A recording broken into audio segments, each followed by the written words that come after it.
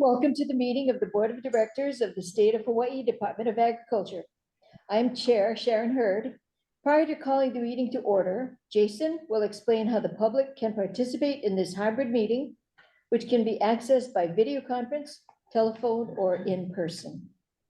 Thank you, Jason. Okay, good morning. As an attendee, your microphone will be automatically muted during the meeting unless you are providing testimony. For each agenda item you wish to testify on, please click the raise hand button found on your Zoom screen. Board staff will individually enable each testifier to unmute their microphone. When recognized by the chair, please unmute your microphone before speaking and mute your microphone after you finish speaking in order to prevent audio feedback. When testifying, you'll be asked to identify yourself and your organization, if any, that you represent. Each testifier will be limited to 2 minutes of testimony per agenda item. When the chairperson asks for public testimony, you may indicate that you want to testify by entering *9 on your phone's keypad. After entering star and then 9, a voice prompt will let you know that the host of the meeting has been notified. When recognized by the chairperson, you may unmute yourself by again pressing star and then 6 on your phone, and a voice prompt will let you know that you're unmuted. Once you're finished speaking, please enter star and 6 again to mute yourself. In the event that connectivity is lost and attempts to repair the connection exceed 30 minutes, the meeting may be terminated or continued to another date and time. Thank you.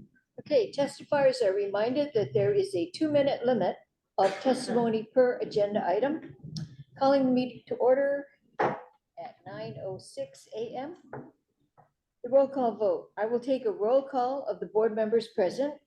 When your name is called, please indicate your presence with a here or present and state who, if anyone over the age of 18, is present in the room with you. This also serves as a roll call vote. For each subsequent vote, I will ask if there are any objections. If there are none, then the motion will be approved on the same basis as this initial roll call. Okay, Sharon, her chairperson, is here. Deputy Director Ryan Kanakaole. Present and alone. Thank you. Dr. Anya Vichorek. Excused. Deputy Director Dane Wicker. Excused. Diane Lay. Present and alone. Thank you, Diane. Vincent Mina. Present and alone, Chair. Good morning. Thank you. Good morning. Fred Cowell. Present and alone. You, Randy Cabral. I'm present and alone. Thank you. En Young. Present and alone. Thank you. James Gomes. Present and alone. Okay, thank you. We do have quorum. So the next item on the agenda is the approval of the minutes for the January 23rd meeting. May I have a motion to approve the January 23rd minutes? So moved, Jimmy. Thank you, Jimmy. Seconded. Okay. Second, Diane. Thank you, Diane. Will there be any public discussion? I see no hand. Thank you. Any board discussion? Chair, in one of my last comments at the last meeting, there was something that was left out that I would like to have put in. Basically utilizing legislature for policy and not necessarily for funding, and to seek private sector support for funding. Oh, I think that's in there. No. Maybe not the policy part, but okay, we'll take it under. And I could get the language too. I could email the There language. it is. It's on line 42, page 6. Board member Mina asked if we could go out and ask the legislature to support policy, to invite in a private sector to support, to pay whatever, to deliver the water, and then. Oh, I didn't see that one. Excuse me. Okay, thank you very much. Okay. So we're okay. Fine. Just move on. No objection. If you have no objection, we'll move on. Yep. Who's that? And yeah. En Young, recognizing En Young. Thank you, Chair. I was just planning on abstaining since I wasn't present last meeting. Okay, thank you for that. Same thing for me, Chair. I'll be abstaining. Who was that? Fred Who was Collins. that? Fred, hi Fred. Okay, so, roll call vote? Okay, we're gonna take a roll call vote. Chair approves. Deputy Director Ryan. Aye. Deputy Director Wicker. Not on. Diane Lake. Aye. Thank you. Chair, I noted that it looks like Dane Wicker is in the public participant Thank you. log on. Thank you, Diane. I just got, there we go. Let me get my camera on. Yeah, that's the only Zoom link I was provided, so. Deputy Director Wicker, you're now on. So my vote was aye, but I don't have a link to turn my camera on now. Sorry about that, Dane, Director, Deputy Director. So we have, okay, so we're now on, thank you. We had an aye from Deputy Director Wicker, aye from Diane Lay, Vincent Mina. Aye. Thank you. Fred is abstaining. Randy Cabral. Aye. Thank you. And Young is abstaining. And Jimmy Gomes. Aye. Thank you. So, okay, we have a quorum. The motion is approved. The minutes have been approved. So,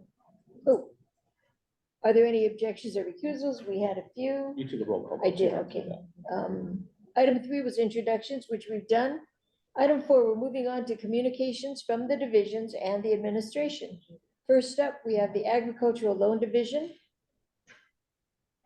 Request that 2 loans to Ed Afe be referred to the Attorney General's Office for disposition and or collection. May I have a motion to approve the request? So moved, Jimmy. Thank you, Jimmy. With the second. We missed who the second was. Deputy Wicker. Thank you, Dane. Um, Motion is carried. Presentation by staff. Good morning, board and Chair. Thank you. My name is Wayne Takamini. I'm a business loan officer in Agricultural Loan Division. Today I'm going to be presenting for Ed Fay. He was a qualified farmer that received his first state agricultural loan division loan in 2009 for $10,000. A second loan for $15,000 was approved in 2013. In 2017, the subject operational loan BC 6416 was approved for $20,000. And in 2020, the subject COVID EM emergency loan DD 6461 was approved for $10,000. Loan servicing records and system reports that all payments were made current until Mr. Fay's last payment in February 6, 2023, when the division lost contact with Mr. Fay. To date, the division collected $16,531 in principal and $1,899 in interest for DC 6116, totaling $18,430 for the $20,000 operational loan. The division also collected $5,611 in principal and $589 in interest for DD 6461, totaling $6,200 for the $10,000 emergency loan. Due to the inability to contact or locate the borrower, its loan division staff recommends approval for the account to be referred to the Attorney General's for assisted or collection or disposition. Do you have any questions? Thank you, Wayne. Does anyone from the public wish to give testimony? I see no hands. No hands. A board discussion.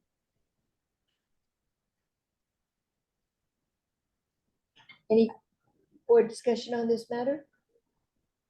Otherwise, There was one? Great, great, great. Okay, call for the vote. Are there any objections or recusals? Hearing none, the motion is approved. Thank you, board. Thank you. The next, Deputy Director Wicker, you should have received an email with a new link. Okay, go ahead. Okay. The Item next, two. the next loan is for Lei Wat Kunachan. He's a qualified farmer that received his first loan by the division in 2010 for $25,000. 4 years later, in 2014, the subject loan DC 6585 was approved for refinancing the previous loan balance of $7,924 and providing the farm with working capital to expand the farm and purchase supplies. Loan system records and loan servicing reports show the farm struggled to make consistent payments. In November 2019, a loan workout plan was put into place to reduce the payments from 454 to 354 monthly. And over the next 2 years, the delinquency was reduced from 13,140 to 5,105.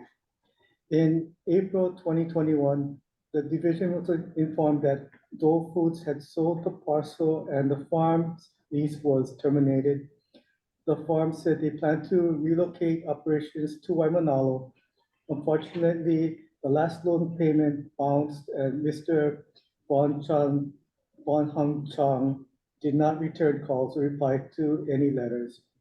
To date, the division collected $20,032 in principal, $3,619 in interest, for a total of $23,351 of the $25,000 loans combined. I'm sorry, $25,000 loan. That leaves 1,649 unaccounted for, and also accrued interest of 3,319. Due to the inability to contact or locate the borrower, loan staff recommends approval for the account to be referred to the Attorney General's for assistance in collection or disposition. Okay, thank you, Wayne. May I have a motion to approve the request? So moved, Jimmy. Thank you, Jimmy. Will there be a second? Second, Diane. Thank you, Diane. Does anyone from the public wish to give testimony? See no hand. Okay, thank you. Board discussion? Is that Randy? Calling on Randy? Thanks, Chair. Wayne, question. I mean, these two cases now where equipment and stuff was used as collateral and you can't find it. In a lot of the loans that we've given out, equipment is used as collateral. So is there any policy change that you guys have looked at to ensure that the machines don't disappear and we do have something to back up the loans? Well, we have the equipment registered with the Board of Bureau of Conveyances. So if like FSA wanted to come in and do a loan for these folks, then you would see that the UCC is still under the State Department of Agriculture. So we have first position on these loans. Unfortunately, trying to track down the borrowers is very difficult for us because if I go to the site and I see people that I can ask them, well, where's the borrower? And they'll say, oh, he's this and that.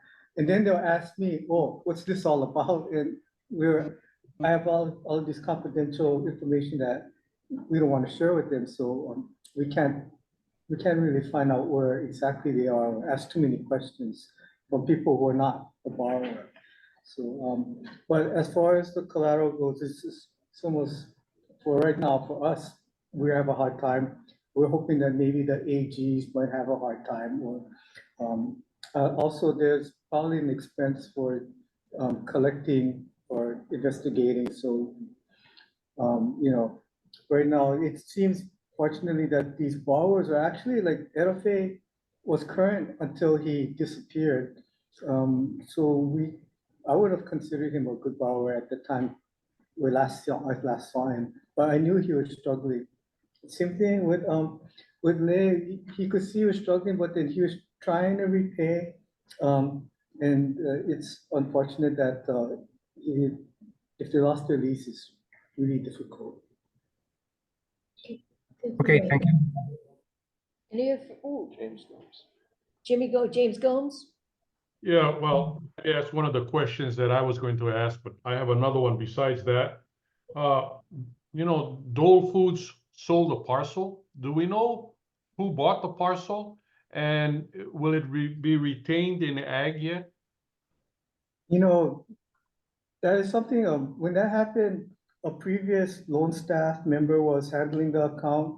So I inherited the account after the fact.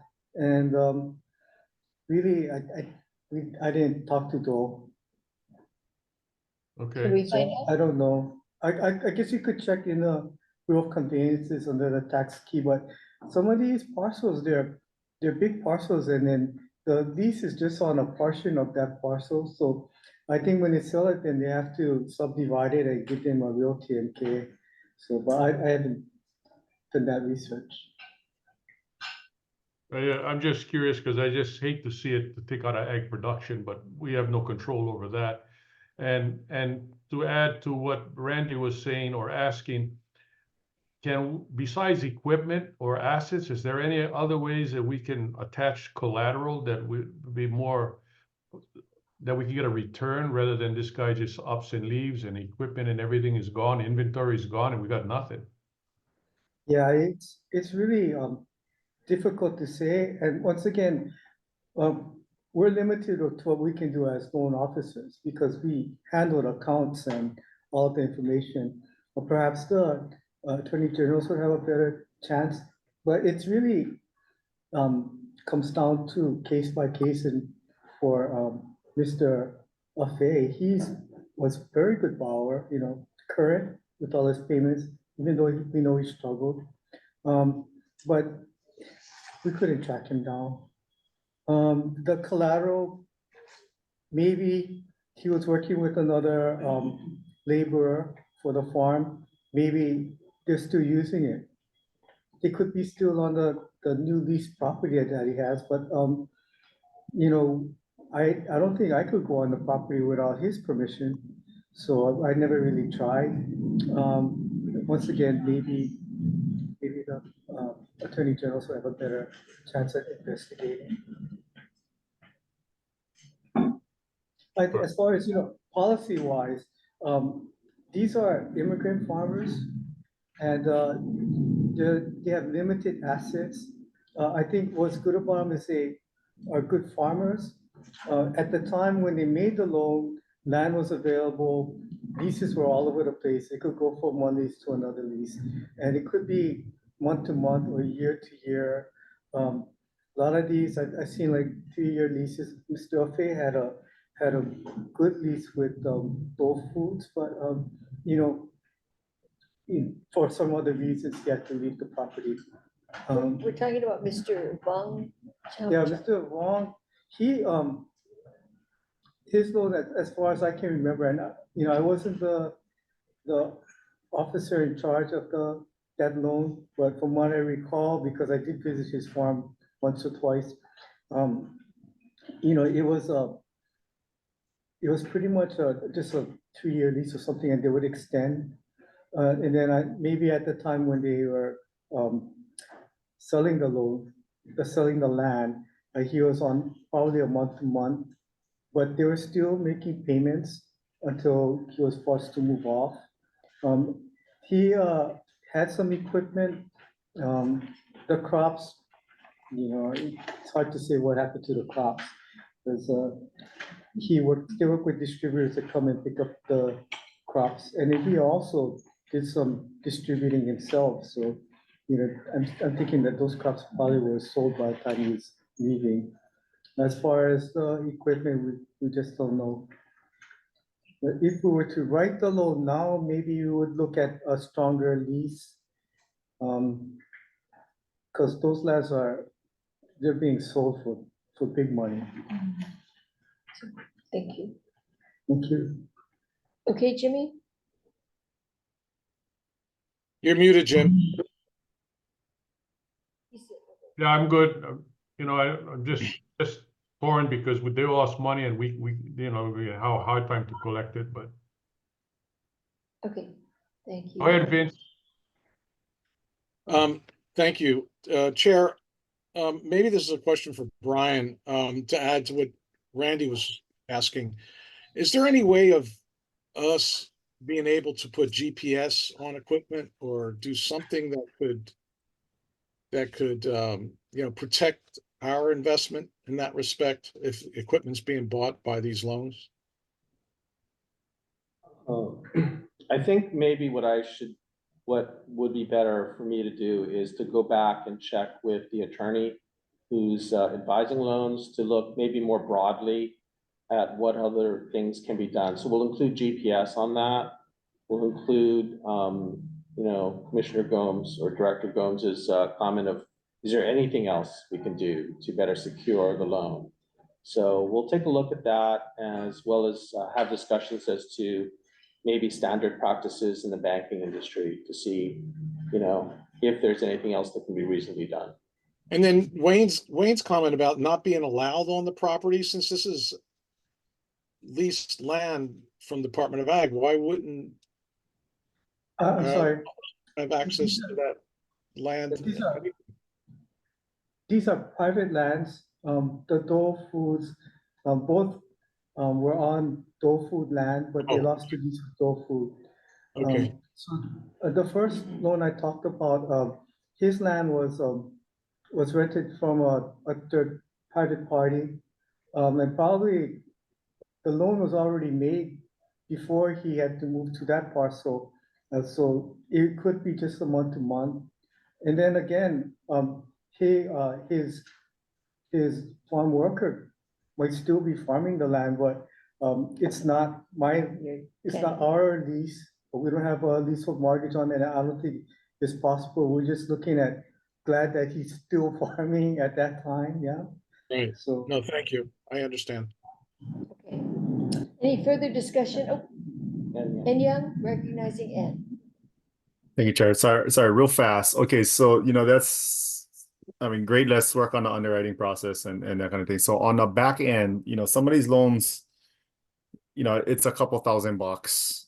What is the asset disposition process? If we were to take control of a tractor or something like that, do the staff go out and try to sell this thing to recover? What is the burden on department? I think that would AGs want to answer that? Because we usually give it to you guys. We don't do the collection. Our preferred method is to work with the farmer to see if we can keep the farm going. So we have like some workout plans where we'll reduce it down to just a few $100 monthly payments in order to keep the farm going. And some of them eventually, they end up paying off the loan. And then they're still in business, yeah, or they have a hard time and then they recover, and then we just try to keep monitoring them and keep them going. As far as the equipment, some of this equipment it's old. I mean, all I can say is you look at them and you can know it's got decades, 10, maybe 15 years on them already, but they still run. So there's not much value with it. We'll take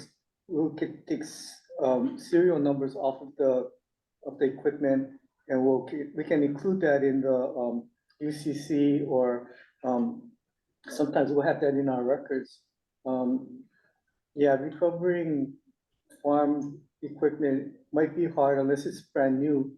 Sometimes we make the loan for them so they can buy a tractor, then we'll have a different kind of, we have what you call UCC specific collateral. So we have just that tractor loan will be registered with the Bureau of Conveyances also.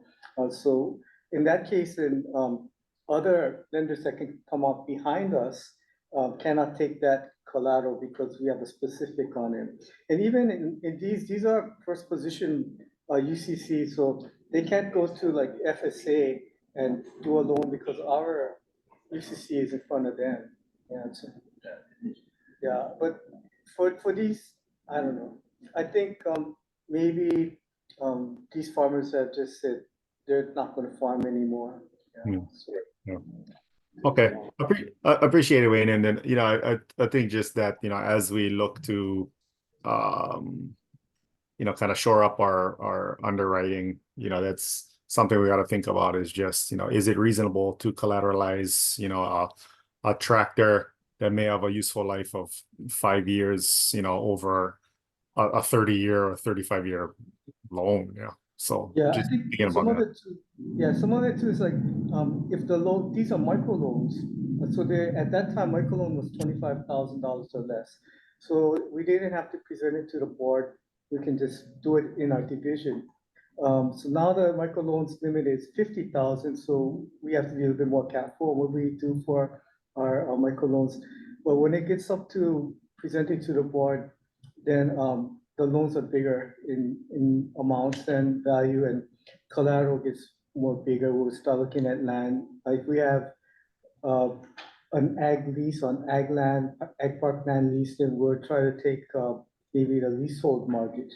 So we have a little bit more collateral than what these have. These are just simple or good farmers. But the immigrant farmers, I guess maybe I shouldn't try to be ethnic about it, but they were farmers from out of state that moved to Hawaii and made their residency here and farmed here for 3 years. So we try to support them. Thank you. Chair, Okay. Vince, Wayne, let me understand this. If there's a loan that's specific to getting equipment, does the department hold the title?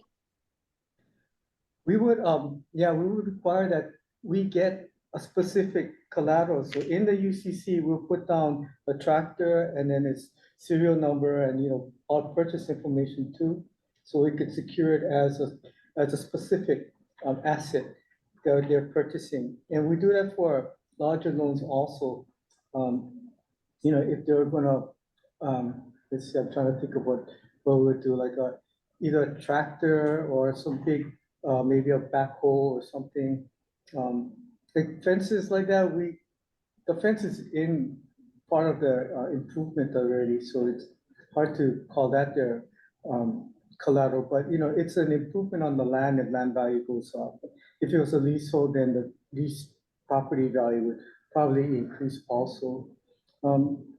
If it was a warehouse or something, we'll put that down for refrigerator. PV system, yeah, we would try to take that as a specific collateral. So we would take the, you know, the information about the equipment and try to register that also, or we'll put it in our records as part of the UCC. okay, Thank you. all right. Recognizing a member of the public, Dean Young. Oh, actually, it's someone else. There's no name associated, so I'm gonna allow them to talk. If you can please state your name and your organization, please.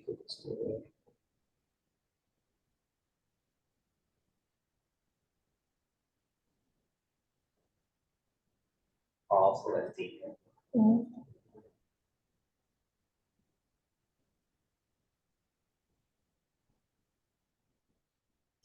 Who's up right now? Jason? Hello. This Oh, Dean. Dean Matsukawa. Hey, Yeah. Dean. I can answer some of the questions. Can you hear me? Yes, thank you. Okay, so what happens to normally with the collateral is that usually if the farmer is there, we normally work with them to sell the equipment to recover the cost. But in these cases where they we basically have the equipment as collateral, we normally try to limit the loan amount. So we normally within the 20-25,000 would probably be the max, because we understand that there's a risk with just having the equipment as collateral.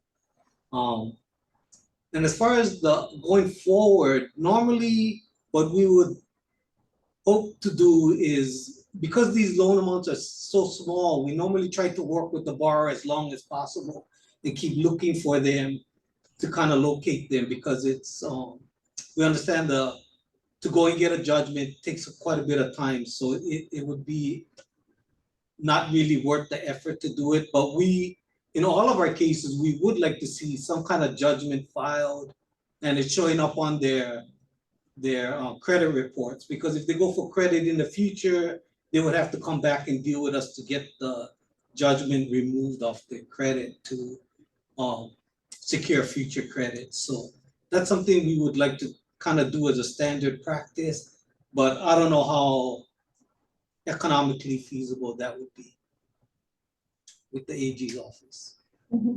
Thank you, Dean. Dean, by the way, is a DOA employee, acting administrator of the Ag Loan Division.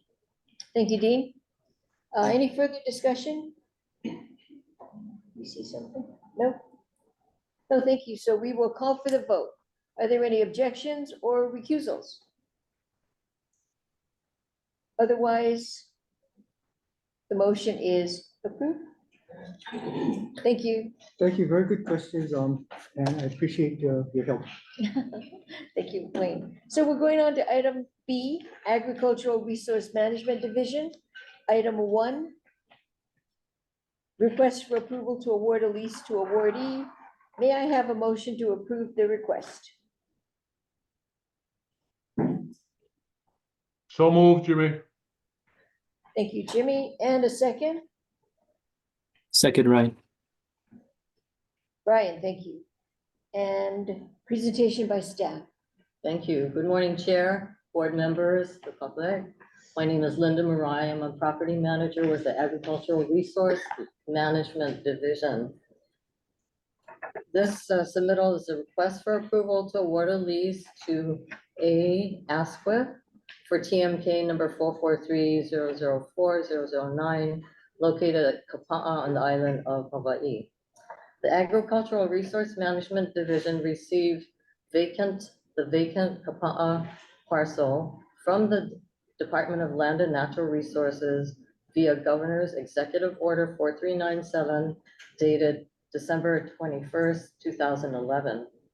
In accordance with HRS and HAR, a public notice was published on October 6, 2023, announcing the subject parcel available for lease. We received a total of 2 applications for the vacant parcel, of which 1 applicant qualified in accordance with 4-158-1 and 27 Hawaii Administrative Rules. Staff determined that the applicant, Adam Asquith, qualified as a bona fide farmer with more than 2 years of intensive farming experience and meets eligibility residency requirements of the non-agricultural parklands program. Recommendation is that the board approve issuance of the appropriate right of entry document to the successful awardee for the lot in accordance with 4-158-22 HAR, and subsequently issue the appropriate general lease subject to the completion of lease prerequisites. Thank you. Any public discussion? No hands. Board discussion? Is there a hand there? Randy. Oh, Randy Cabral. Recognizing Randy? Thanks, Chair. I've actually got several questions. Hi, Linda. Question, first of all, 2011. So this is the first time you guys put it out to bid since it was received from the LNR? Actually, we did put it out according to records in 2015, and we did not have any applicants or any interest. Okay, then the second question, is the dollar per annum correct, or is that a misprint? No, that is correct. The parcel itself is a stream, and the lessee, whoever is awarded the land and gets a general lease, will be required to maintain this, the stream, the growth, and everything related to that parcel, which could be, you know, at prey expense. So we felt a fair and attractive lease rent would be $1 per year, because there is quite a bit of responsibility connected to maintaining this lot. Okay, two more parts to this then. I'm assuming there's a rent reopener at which time you guys would renegotiate a lease? The lease rent would be looked at the time. Okay. And so anytime we put out proposal, there is no minimum bid per se then. Anybody can bid whatever they want and the winning bid would get it? No, typically, let me see if I understand your question. Typically, there is a minimum bid for a parcel that we put out for public notice. And the minimum bid is determined by an appraiser, an independent appraiser. But in this particular case, for this particular parcel, because of its dynamics, you know, it's in a stream. It is a stream, it's part of a stream. We felt that $1 per year would be appropriate. Do I answer your question? Yeah, you did. Thank you. Understood. Oh, we have Dan Lay. Thank you, Chair. I think most of my questions were directed from Randy and responded to. But also there's no reference to in the annual rate a portion of the crop proceeds. Was that? I'm sorry? Well, I guess two questions is what's their intended crops if this is primarily within a stream bed? And right. Did the department decide not to include a portion of the crop proceeds in the rental? On that point, no, we did not. The crop that this Mr. Asquith is, he's a taro farmer, so it'll be all taro. Very appropriate for this particular parcel, we felt. And is there any particular reason we didn't include a portion of the proceeds? Like 2% or 3%, which is somewhat typical on many of our leases? Oh, I see. Okay, I understand now. I'm sorry, I misunderstood what you were asking. It was decided that we would not include percentage rent at this time. When we reopen, it's possible to include that at that time, when we reopen the rent, which is typically 10-year terms or 15-year terms. Does that answer your question? Yes, okay. Thank you. Thank you, Diane. We have recognizing Vincent Mina. Yeah, Chair, thanks. I see Adam's in the participant. I don't know if he has anything to share around all this, although in hearing about Adam's work in Taro, I think it's really a great thing that he's looking to get this land. Now I understand in seeing Adam's name and this comment made with that he has more than 2 years of intensive farming experience. I understand where the use of the word intensive comes from, because taro is very intense and we need more and more taro farmers anyhow. So I applaud his applying for this land and wish him all the best if we prove it. Thank you, Vince. Recognizing Deputy Kanakaole. Hi, so I haven't checked the public land trust information system information on this parcel, but would you happen to know offhand whether it's part of the public land trust inventory? If it's seeded? Yeah, I don't know offhand. Usually they are, but I would have to confirm that back to you. I would assume, because it came from DLNR's inventory, that it may be seeded. Yeah. So I would assume, but Yeah.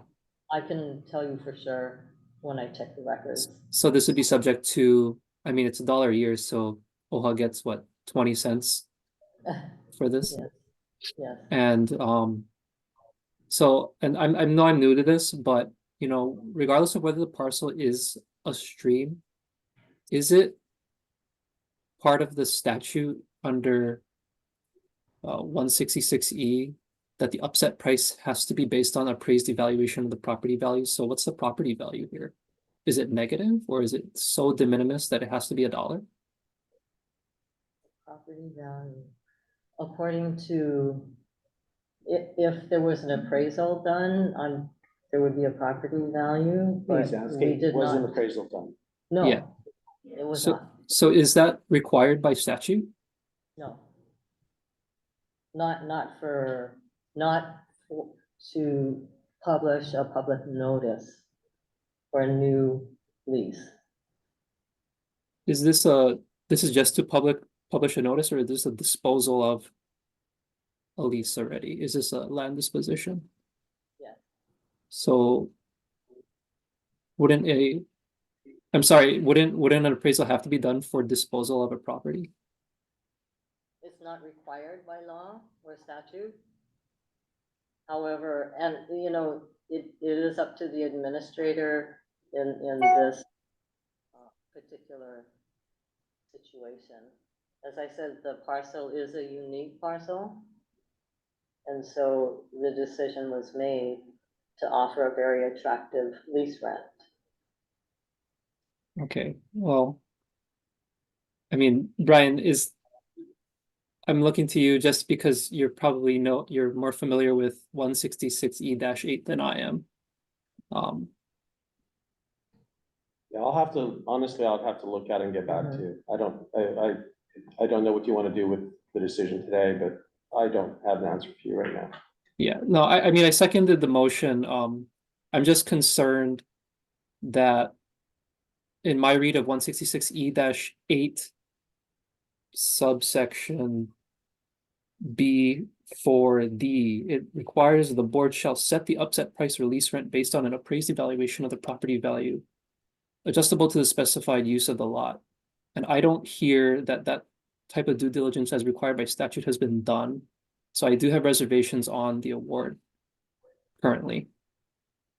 I mean, subject to your follow-up. Thank you. So Linda, did I hear you report that the first time it went out, there were no bidders? That's correct. There was no interest. And the second time it went out, there were? No, and this is the second time. Right, and so there were two? There were two, but only one applicant qualified. I see. So that might be part of it, but we'll see. Anything further, Deputy Kanakawa? No? No, Okay. sorry, I have to lower my hand.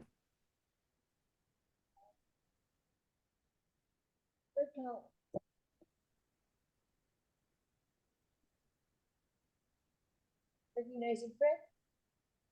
Yeah, I just went over to the Kauai County website. It does show a market value on the website of $384,500 with an assessed value of $19,200 in year 2024. It looks like it's been sitting idle on the county website for quite a while previous to that. But this is not, to the deputy director's comment, it doesn't sound like an appraisal, it's just an assessment by the county. Thank you. Thank you, Fred. And we have Ann Young. Thank you, Chair. I'll defer on the legal issues for sure, but I think just for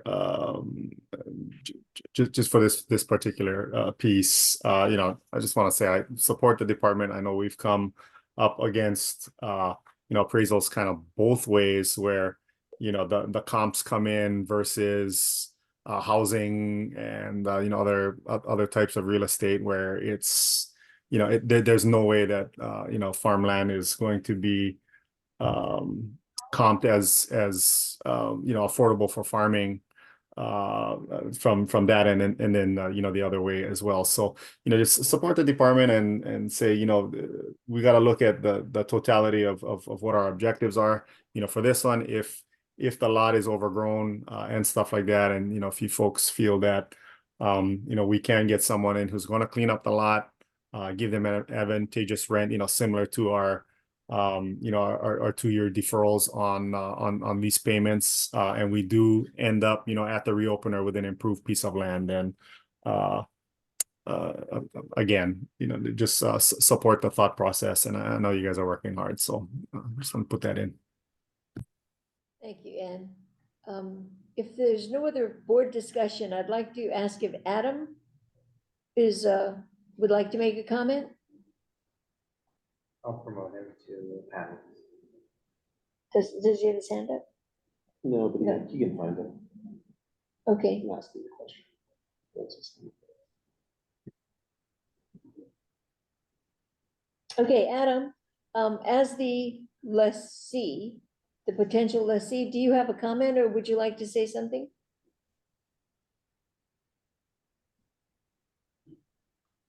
Hearing nothing? Hearing nothing, okay. We will go to the vote. Any recusals, objections? Is this a portion where we can, I'm not going to recuse, but may I suggest that this matter be deferred?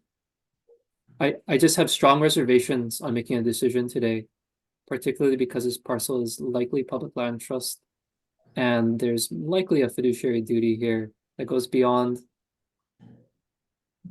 just the purview of 166E-8, which is why I think the statute requires, upset price and lease rent. But, if no inclination from you, Chair, on deferring the matter, I will, I'll vote. It's fine. Thank you, Deputy Kanaka-Ole. I understand we can the chair has the power to either defer or ask the board, and I'm going to choose to ask the board. Is that okay? Okay, so are there any objections or recusals other than the one recorded? What's the question? The question is, to defer. Shall we defer the matter? You may not. Okay. Do I need to take a motion I take a motion. Okay, so the question is, before the board, is whether we should defer this matter and taking the vote. Should I go roll call? Actually, just get a motion. Okay. Let me get a second. The motion is- Thank you, Dane. Second. Thank you, Ryan. So You can either, I would probably take a vote. okay, we're gonna go roll call on this one, okay, board? Chair, what are we voting on now? Are we voting on to defer and or? Defer, voting for defer. Okay, thank you. So the question is to defer or take a vote on whether or not to approve the lease. So we're calling for the vote to whether to defer. Okay, Can I just be clear? An aye vote will be to defer the matter to the next meeting. A nay vote will be not to defer it, which means we will then take a vote subsequent to this on the substantive motion submitted previously. okay, thank you. Chair votes nay. Deputy Director Ryan Kanaka-Ole? Aye. Aye. Dr. Vichorik is excused. Deputy Dane Wicker? Aye. Dan Lay? Aye. Vince Mina? Hey, Fred Cowell? Aye. Randy Cabral? Aye. N Young? No. James Golds? Aye. Okay.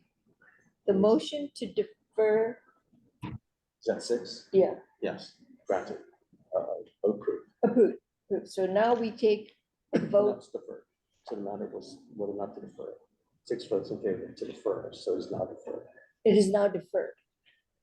Okay, all right. Moving on to the next matter.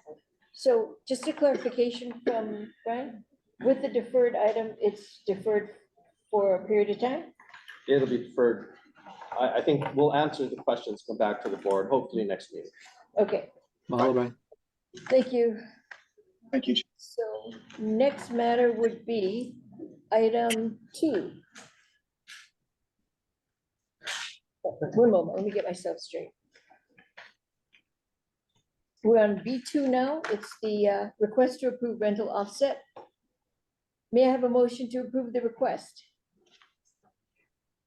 So moved, Jimmy. Thank you, Jimmy. And a second?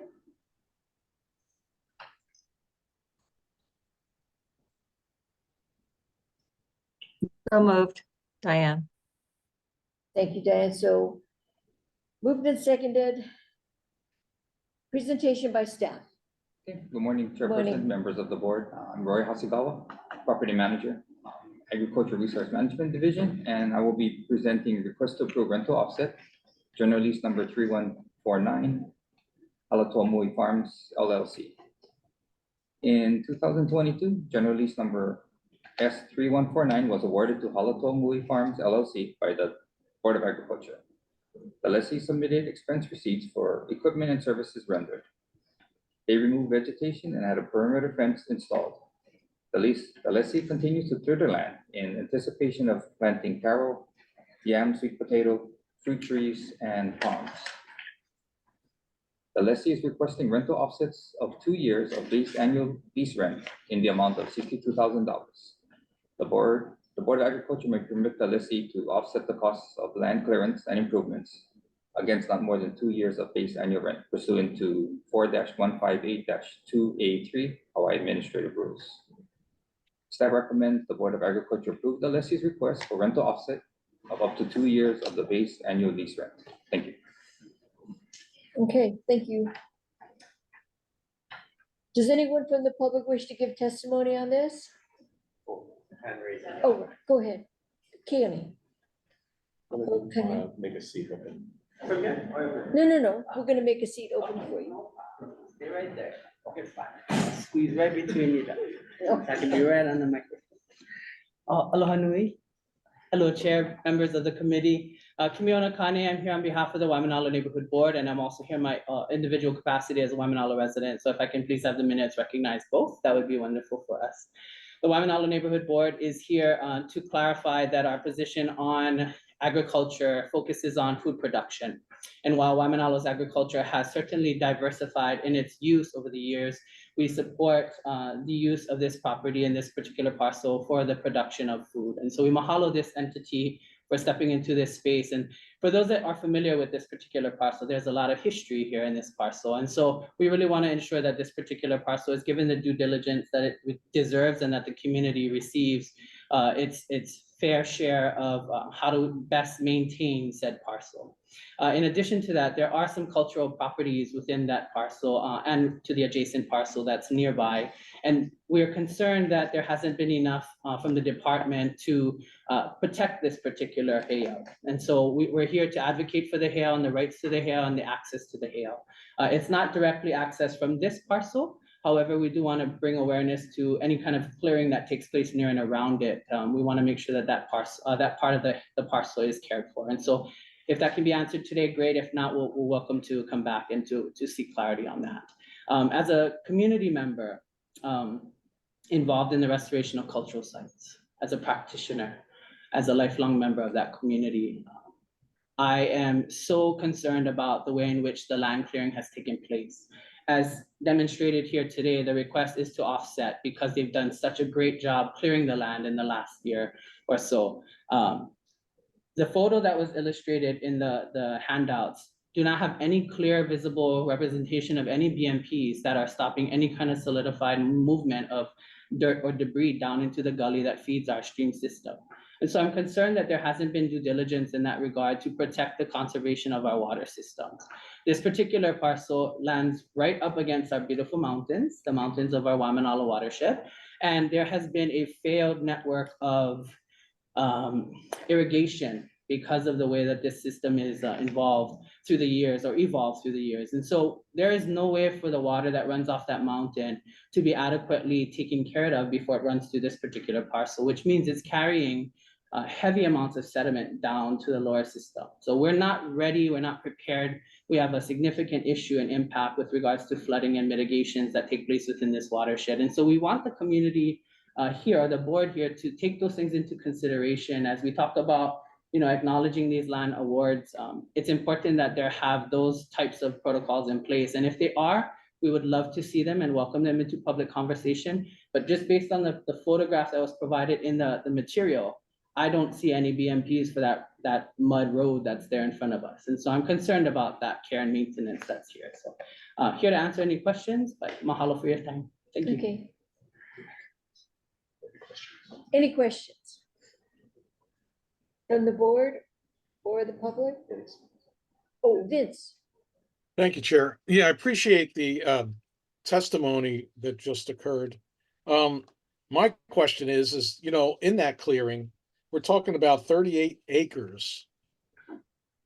And then you're they're looking to plant crops that aren't, going to be producing very soon, especially orchard crops. And then, taros, yeah, just the fact that all that land being cleared and the rain that they get in Waimanalo, it's a formula for a lot of damage to the soil and the erosion that was brought up. Are there any plans for ground covers going in? Are there any plans for, mitigating all of the weathering that will take place in between getting these crops in? I don't see anything regarding that, and that concerns me. Well, excuse me, Linda Marai here. Vincent, the lessee is required to do a conservation plan, and in conjunction with NRCS. And have they've already done They're working with NRC. I don't think it's completed yet, but they've, yeah. Because it's a requirement of the lease to work with the NRCS to make sure that these types of occurrences that you're concerned about, and rightly so, are covered. So they are. I just didn't see anything. I just didn't see anything specific in that here, Linda. That's what I was concerned about. And then is that area right up next to the mountain? Is that the Heiau? Is that that's blocked off there in the map? So it's right at the foot, right at the foot. Yes. And the lessee is aware of it and has been taking precautions not to encroach on that area. Okay. Yeah, the lessee is very aware of it. Because at $31,000 a year, I'm looking at these crops, and unless he's got Pakalolo growing in here, I mean, how it's pretty steep. And Waimanalo is just that way. I understand Waimanalo is prime ag land, and the rents are high there. It's just that looking at these crops, I just don't see how they're going to be able to get their return on investment unless they already have money to be able to buffer all that. Yeah. So I don't know. It just seems like it's a black hole to me. But you guys looked into all this as far as it being viable, and you're recommending that not only the offset, but to move forward with them having this. Well, this particular submittal is just for the rental offset for against the funds that they've expended to prepare their land for planting. Has the testifier, one more question, Chair, please. Has the testifier seen this land after it's been cleared as far as any rain and any big rains that have occurred? Have you seen any erosion issues occurring? Thank you, Member Mina. That is correct. I have visibly seen impacts of erosion taking place, but not specifically on the parcel itself. There's no access for us to get into the parcel, but we've seen it along the roadway. So that main road going up Mahailua has been, has had some significant brown coloration water running off of it. So, I cannot 100% tell you, committee member, that the that the source of that water comes solely and directly from this particular parcel and its improvements. But I do have, and I can take a look and submit to the chair if we have some rain events. I do collect rain event data for our community in relationship to floods and flood mitigation. And so there may be, I may have some photos and videos that might demonstrate that might help the chair and the committee. Chair, can I follow up with Linda, please, for one more question? Of course, go ahead. Linda, when the conservation plan, is it a stepped plan? In other words, clear a certain amount of land, not the whole 38 acres? Yes. So, It's my understanding from what I've seen of other conservation plans, it includes that, but it also includes, mitigation efforts with regard to flooding and surrounding properties. This lessee, I know that they have put the, around their properties, that black sock, that prevents, soil from eroding or washing onto the stream. They've installed all of those, mitigation efforts. And actually, I've been out there a couple of times to look at the lot myself, and I really haven't seen a lot of erosion on the property I'm sorry, Kimiona, as Kimiona says, he's not sure if it's coming from our property or others in the area, because where our property is on a slope, upslope towards the mountain. Thank you. Okay, Thank you, Chair. thank you. Okay, we have the next hand would be En Young. Thank you, Chair. Trust the department to enforce the lease regs as best as we can. Just one additional question. We don't have a lot of virgin land at Department of Ag, so I know that for the times when cultural sites pop up, do we have a provision that says they have to do like a SHPD preservation plan in addition? And again, I know this is probably a rare occurrence since we don't have a lot of virgin land. Yeah, I'm not sure about the SHPD. I mean, the Heiau is a separate parcel. Do you know what I mean? It's not part of the lessee's parcel. Okay. It is a separate parcel. So they have to be careful not to encroach on adjoining parcels. Is there any buffer requirement, do you know?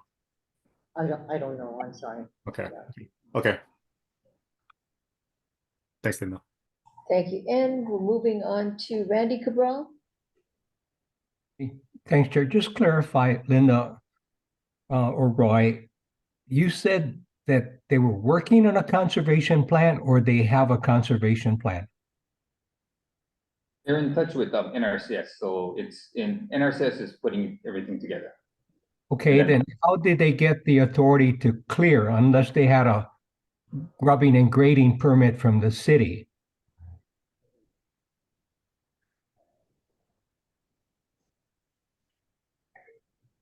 I'll follow up and. Because you cannot do any grading and grubbing unless you get a permit. You got to have a conservation plan to avoid that grading grubbing permit. So I don't understand how they were able to clear if they don't have that. And secondly, when they do a conservation plan, part of that plan is to look at cultural resources. It's got to be part of the plan. So I'm assuming if they are working on it, they will have it part of the plan. But the clearing kind of bothers me if they never had all the proper permits to do so. That was my understanding in the first question I asked. I thought they said it was in place. So is it? I'll check in. Get back to Can I ask board. if the? Yeah, we didn't confirm whether or not they have their permits. We'll have to follow up on that, sorry.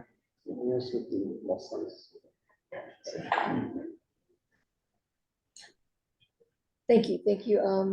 We have Deputy Kanakaole. Hi, so I guess my first question are for Kimiona. Kimiona, regarding access to the Heiau. How is it accessed now? Thank you for the question, Deputy. I have no understanding of how access is provided to that heiau currently.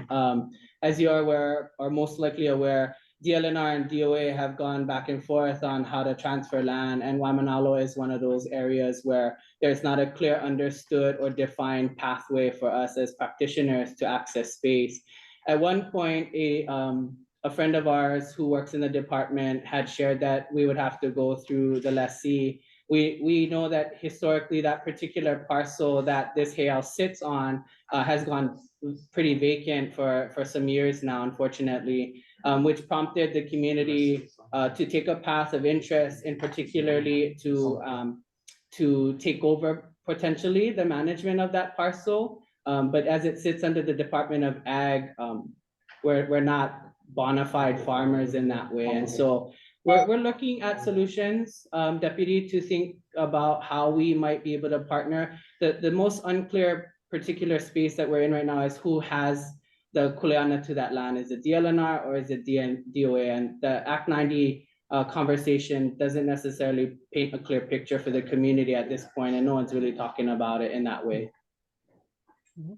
So to be very honest, you could call us trespassers as we've accessed that particular space through the vacant lot. And the vacant lot is under DOA jurisdiction right now. It's under DOA's ownership. The vacant lot is not vacant, sorry. Oh. The lot that HTM leases from us is under our jurisdiction, but the parcel, the heiau, has its own separate parcel, and that is not under our jurisdiction. That's under my shop. I'm assuming DLNR, I'm assuming, Okay. I'm not sure. And then, so as far as like reasonable access goes, is it possible for there to be some, the community members to obtain an easement through HDOA? I believe that the lot above, Malka, above the HTM lot is under DLNR or DHHL, I'm not sure, but it's not under our management. Okay. And then I guess question for Resource Management Division. I assume that the terms and conditions of the lease, and please correct me if I'm wrong, require compliance with laws and ordinances in place. And this would go to Board Member Cabral's point that permits for this type of clearing typically should be in place before the clearing actually happens. And those permits typically require, conditions in place, which require typically like BMPs for sediment control or runoff control. Are these terms and conditions in the lease itself regarding compliance with law and ordinance? Absolutely, okay. Yes. So potentially there's a violation if there wasn't any permits pulled. Yeah, okay. I myself, I can't confirm that too, but I'm sorry, I assumed that there was a permit since the conservation plan was not yet completed and they were still working on it. Thank you so much. That's all I have. Thank you. Moving to Diane Lay. Thank you, Chair. This question is for staff.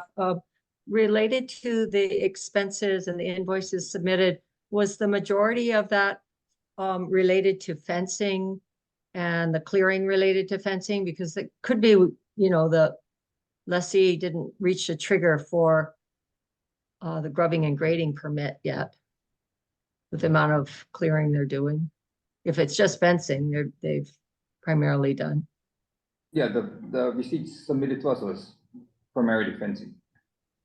Yeah. So that could answer some of those questions about. And then I guess the other question would be if you've been on the property and seen how much clearing has been done, just your own judgment call on that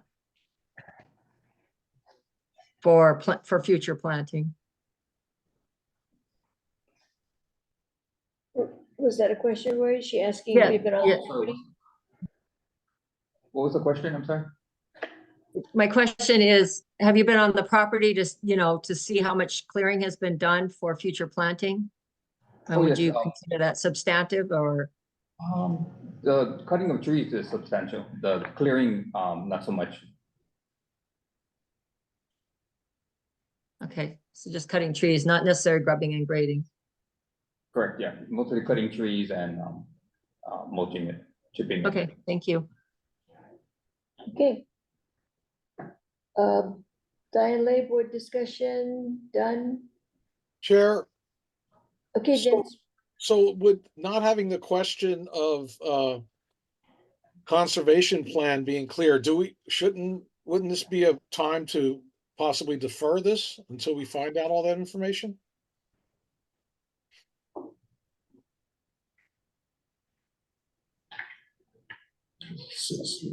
If I could just ask a question, so is the conservation plan a requirement for the expenses that were incurred? No, So the conservation plan is not required before these expenses to put up fencing or cutting trees? no. and I believe the question is because the motion is to allow the offset, Mhm. right? It's an existing lease and all we're doing is asking for the offset on the rent, Correct, correct, for expenses incurred. for expenses already incurred. Okay, Vince, is there a further question? No, I guess that would then be okay. Yeah. Okay. Who is that hand? Oh, Jimmy Gomes. Yeah, so in respect to all who have board, who have said their questions, but here, you know, part of a paragraph here, our expenses for clearing and preparing the land for planting have exceeded the amount totaling over the 2 years. So I'm saying that there is some clearing they're doing. It's not only for fencing, but until we know if we have a permit that's been done or you know, the conservation plan, I believe we should defer this. That's just my thought, my 2 cents. Thank you, Jimmy. Any further presentation by staff? No. What? No? Okay. So further discussion by the board? Seeing none, calling for the vote. Are there any objections or recusals? Hearing none? Actually, I object. yeah, Jimmy. Can I move for a deferral of this matter? I think it's I think the compliance with the lease, specifically with regard to the permitting question, is relevant to the board's decision in terms of allowing an offset of $62,000. And so that's my motion to defer. I second that motion. Okay, there's Jimmy, and so if council can explain what a yay and a nay vote is? a yay would be to defer, a nay would be not to defer. One more time, an aye would be to defer, a nay would be not to defer. Okay, chair votes. Could you say that again? Aye means to defer this matter. Nay means not to defer this matter. Thank you. Chair votes nay. Roll call. Roll call. Chair votes nay to not defer. Deputy Director Kanaka-Ole. Aye. Anya is excused. We have Deputy Wicker. Deputy Wicker? I'm sorry, probably got it. Left the meeting again. It's not on. Okay, excused. Dan Lay. Nay. Vince Mina. Aye. Fred Cowell.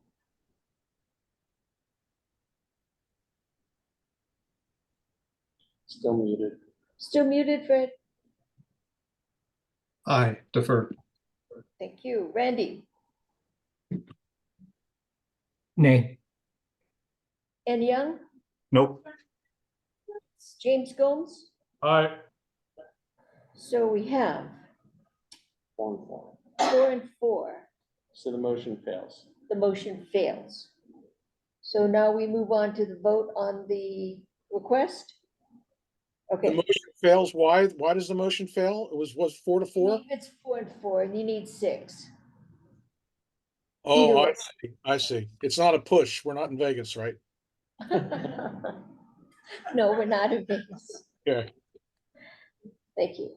So now we're taking a vote on whether or not the motion, whether the matter is approved. The request is to accept the rental offset. Calling for the vote.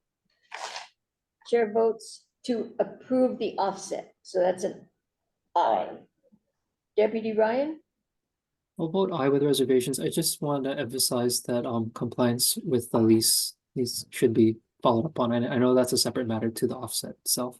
Thank you. You know, Deputy, thanks to your discussion, I believe that both staff members will look into that and report at the next meeting. Okay, thanks. Dr. Anya Vichorek is excused. Deputy Wicker? Not here. Okay, excused. Dan Lay? Aye. Vince Mina? Yeah, aye with reservations also, Chair. Thank you. Fred Cowell? Aye. Randy Cabral? Aye. En Young? Yes. Aye. And Jimmy Gomes? Aye with reservations. Okay, so the motion is carried. The motion passes. Thank you. Thank you. The next matter in front of us is Ag Resource Management Division, item 3. Request for approval to enter into a common use lease in Hamakua Agricultural Park. May I have a motion to approve the request?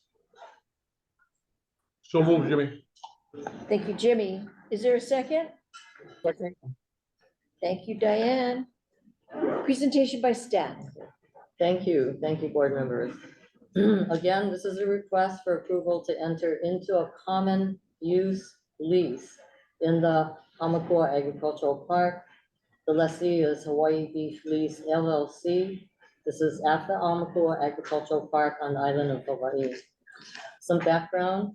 In 1995, the Department of Agriculture acquired the Hamakua Agricultural Parklands in fee simple for foreclosure and bankruptcy settlement agreement with the Hamakua Sugar Company. Originally, the property was a single parcel of 509 acres and was later subdivided into smaller parcels. The subject parcel is approximately 1.2 acres in total area. Currently, there is a well facility on the parcel that includes 6 water tanks, 1 water well, and a pump house, all of which were existing improvements prior to DOA taking ownership of the land. The well facility provides water to the slaughterhouse and has been maintained by the slaughterhouse since it was installed and built. Water from the well was also available to other lessees in the Hamakua Ag Park. The aging infrastructure of the well facility is in dire need of repairs, which are estimated to cost upwards of $800,000. The proposed improvements include, but are not limited to, the installation of a new cement holding tank with increased capacity and upgrades to the water lines, pumping systems, and the pump house. As the primary user of water from the well facility, Hawaii Beef Lease LLC is proposing to make the needed and costly repairs at their sole expense. However, they are unable to complete these improvements without securing a long-term lease with the Department of Agriculture for the premises. A long-term lease will allow HBL to complete repairs and make routine maintenance on the existing improvements. HBL is the current lessee of general lease numbers 7,000, 7,014, 15, and 16, which are all located at the Hamakua Ag Park.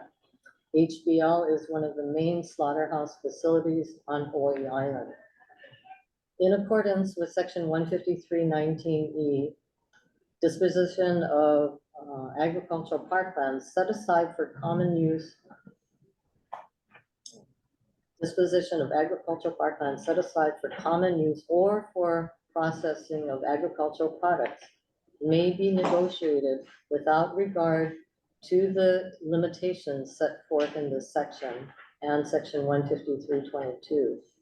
Since water from the well facility will be available to lessees of the Hamakua Ag Park, the parcel where the water tanks are located could be considered common use and negotiated without regard to the limitations set forth in the HAR. The recommendation that the Board of Agriculture approve the request to enter into a common use lease with Hawaii Beef Lease LLC for TMK 343005006, Lot 18, in the Hamakua Agricultural Park, and the annual lease rent of $1,000. Thank you. Thank you, Linda. Does anyone from the public wish to give testimony? No hands? There is a hand? Calling forth the Matt Cornoff.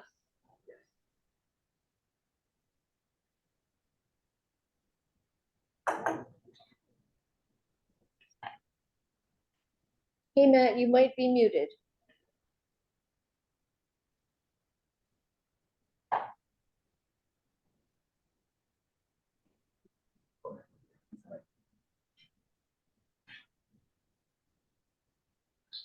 Hello, can you hear me? Yes, we can. Thank you. Aloha. I'm just here to answer any questions that might come up. Matthew Fornoff with Hawaii Beef Producers. Oh, thank you for making Great. yourself available. Yeah. Brittany wanted to be available, but she wasn't able to, so she asked that I call in case any questions out there. Okay, thank you, Matt. Knowing you're there, asking for any other public testimony? No. No other hands are raised. No other hands raised. Any board discussion? Thank you, Vincent. Yeah, thank you, Chair. Matt, is there any well testing, or maybe I should ask Linda this, is there any well testing required with this lease as far as the anything found in the water that could be detrimental to slaughterhouse use? There will be when we get to that point. Currently, what we need to do is improve the infrastructure. Right now, we're on county water, and the plan is to remain on county water until we can resurrect the well. But before we can even get to that point, we need to install new water tanks, the holding tanks. They're in dire need of replacement. They leak continually. And even then we would need to resurrect the functioning aspects of the well. So little background, the well collapsed 5 or 6 years ago. It has been non-functioning ever since. So the other lessees of the ag park had to move to other sources of water. We also had to, we moved to county water. But if and when we resurrect the well and go back to that, then yes, absolutely, that requires, because it's a USDA federally inspected plant, that definitely requires continual constant monitoring of the water, yes. Yeah, thanks, Matt. Moving on to the next question from Jimmy. Is that James Gomes? Go ahead. Hey, Matt, a question I have for you. I guess Frank's putting up all the money, right? The 800,000. But with the infrastructure put in and everything else, and the water is going to benefit some of the other lessees as far as the ag part, will any of their water rates be affected? It as far should as increasing. Yeah, it should benefit them primarily because in my talks with Brandy, she specifically asked, is there a way to redo the tanks in a way that if the other lessees needed access to water, they could have that? And the answer to that is yes. Instead of putting in one 50,000 gallon tank, we can simply put in two 24,000 gallon tanks separated and segregated so that if ever needed, we switch to the one tank, they can run off of the other tank. So there are ways to do that, absolutely. But the county is the amount of monies that each farm or lessee pays, correct? I can't speak to that. And my understanding is because it's tied to the plant's infrastructure, we plan on floating the bill. We don't plan on asking anything of the other leaseholders. But it did come up because that's all I need to know. Yeah, okay, thank you. But it is a common use lease is what is being proposed, absolutely. Thank you, Jimmy. Any further board discussion? Hearing none. Thank you, Matt. Calling for the vote on the matter to accept the lease. What was the matter?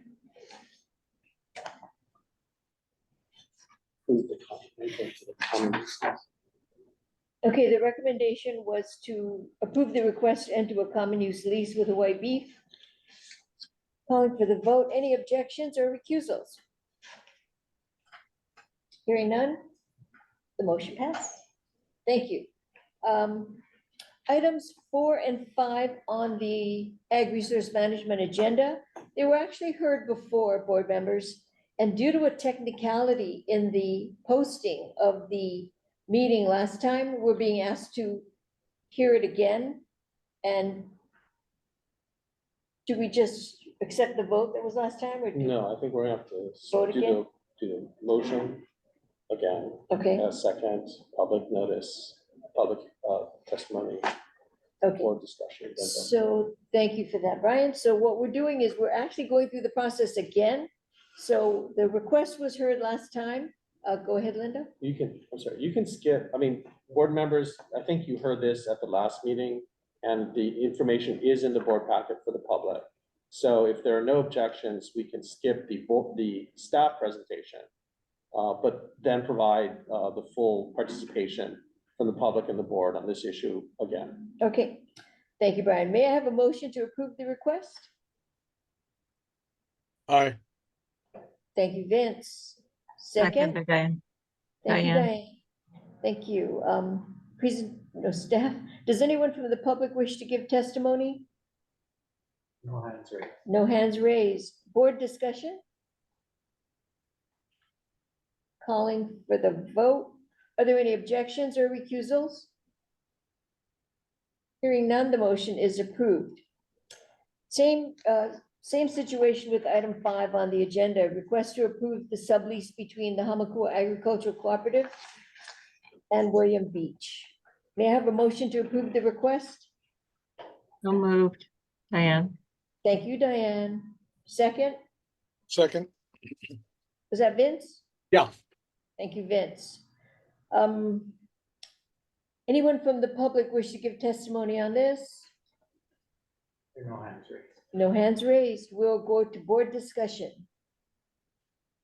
Chair, if I may, looking at the parcels, there's the parcel in between lot 1 and lot 2D and 2B and 2C. You know, it's being requested as B and D. Those lots in between the ones that he has, is that somebody else has those lots? And what is it being used for right now? Do you know? Or does he have all those lots? In other words, I see lot 1 and then right below it, there's 2 lots. I don't see any numbers associated with it. And then below that, there's 2A, 2B, 2D, 2C. And he's looking to get B and D. So he has lot 1, 2A, and 2C already. I'm just wondering what those 2 lots below lot 1 are. Excuse me, but Vince, for this particular submittal, it's only for these 2 lots. For B, for D and B and D, right? 2D, that's correct. I'm sorry, Brandy's wasn't available today, but we can certainly, follow up and let you know what is being done on the other lots that you're questioning. Because he's talking about raising cattle, and I'm just wondering, where's the cattle being raised? If these lots aren't contiguous with one another. Okay, fair Does it affect those lots below lot 1 if he's raising cattle on lot 1 and raising cattle on 2 and 2B, 2D, and 2C? I just wonder where the cattle's being raised. Okay. Okay, so there'll be a follow-up, Linda? we can, certainly Brandy can follow up with you on what other lots, if any, he has in. Usually she would write that in here if he is subleasing other lots in the area. But we can certainly follow up with you and let you know what else, you know, he is leasing, if any. And what is being, what the other lots are being used for. I'm sorry, if I could just mention, so according to the write-up, Mr. Beach is currently a member and holds a sublease for lots 1, 2A, and 2C. So Right. so what is it's a lot below 1 you're asking about, right? Yeah, you see those two lots right below 1? So that's what the question is, just who owns that lot? Because she said all the other lots were subleased to him. So Right. if that's not subleased to him, You want to know? Well, just wanting to go use, you know, if I have a lot in between two lots that are being, cattle being raised, I'd be concerned about animals being raised, if I'm not raising animals myself. Okay. Okay. Linda? Yeah, so we can get back to you on that, then. Okay, thank you. Is that okay then? It's okay. Any other board discussion? Seeing and hearing none. Are there any objections or recusals? No, just a reservation I have, that's all. Okay, thank you, Vince. Motion is approved? Thank you, motion is approved. Moving on to old business. Oh, the old business, it's approval of the October 24th meeting minutes. We did not have enough votes for the approval in the December meeting. So we will be taking a vote on the approval of the October 24 minutes. May I have a motion to approve? So move, Chair Diane. Diane and Vince? Yes. Any public discussion? No hands? Board discussion? Hearing none. Any objections or recusals? I'm gonna abstain again, Chair, since I wasn't there. Same with me, Chair, wasn't there. Okay, maybe And, that was, A comment for the minutes, the agenda that you have circulated says October of this coming year, so. oh. Sorry about that, October 23. Worth Yeah. approving. So, because we had 3 recusals, N and Randy and Fred, for the No. approval of the October 24th, 2023 meeting, I don't think we have enough for a vote even today. you have 8, yeah, so it'd be 5. Yeah, so we'll defer it again. No, it's gonna be at least Maybe till 6. October. So, okay, thank you for being patient with the discussion. We need at least 6 for a vote. We will defer this again. Now, new business, I think it was Vince Mina. Vince, you had a question at the last meeting. You wanted a presentation on the department procedures and policies regarding CRB. Was that you, Vince? Yes, thank you, Chair. So we're taking that up at this time. We have on Zoom the CRB task force. Who should we call up first? Michael Meltzer. Dr. Meltzer, you're on.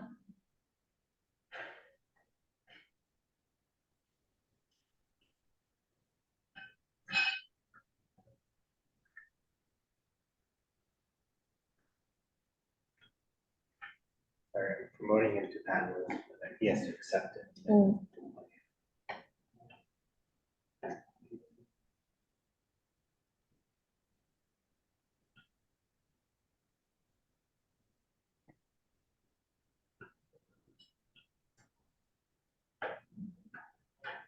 Dr. Meltzer, we need you to accept your position as panelist.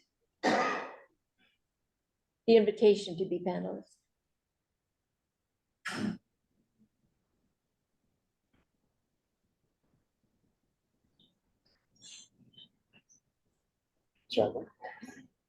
That's it, Jason? Okay, is there Keith? Is Keith? Darcy's also on. Okay, Darcy's also online?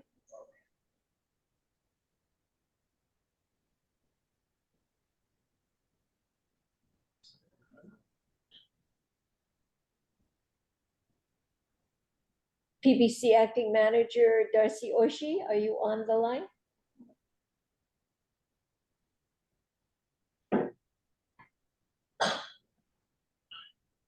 Darcy is on.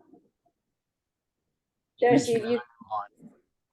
Okay, thank you, Darcy. Go ahead. We're looking for a presentation on an update on the procedures and policies regarding CRB. Okay, thank you. I understand that board member Minas potentially saw Keith's HANA presentation, and I've asked him to give that HANA presentation.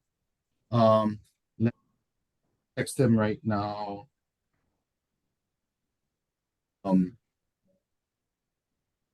So thank you for having interest in the Coconut Rhinoceros Beetle project. It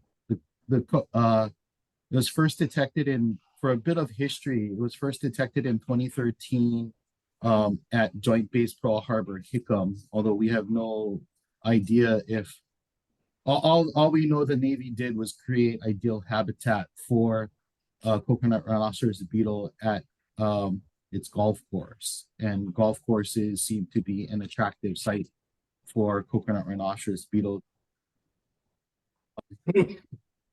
Our activities have been funded largely through USDA to control and eradicate on Oahu for a number of years, but that effort has failed.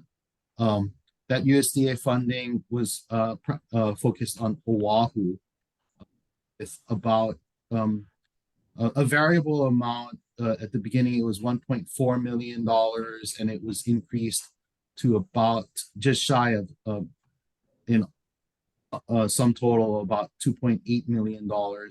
The amounts vary from year to year, and the work plan at USDA supports varies from year to year. That funding has been beginning in about 2021 and stepping up in 22 and 23, as it reflecting the increasing populations on Oahu, has been shifting toward a containment protocol to contain infestations to the island of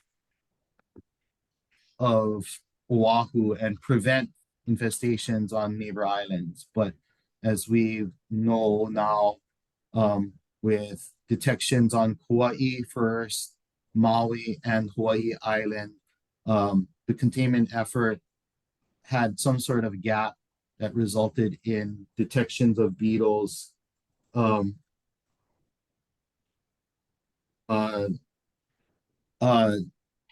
multiple locations, and we do not know what caused, if there was a singular event or multiple events that allowed beetles to get through the protection scheme. So right now, what we do is we have a rigorous program at the port of entry to treat trees at our ports of exit, and to work with individuals and groups that ship high-risk material off island as part of a containment program. And then that's done by the response task force. The department has inspection of material of compost leaving, and we're requiring treatment of all the compost leaving the island, either heat treatment or chemical treatment. And then we have detection programs that are set up on the other islands, and that's a mix of HDOA activities, UH activities, and ports of entry program that's funded and supported through the HISC and a congressionally directed spending account.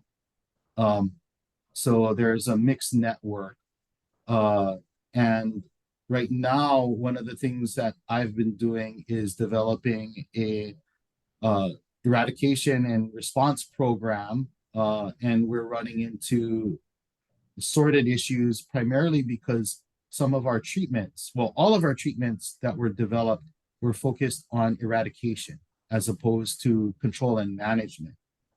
This means that some of these products are actually difficult for people to obtain.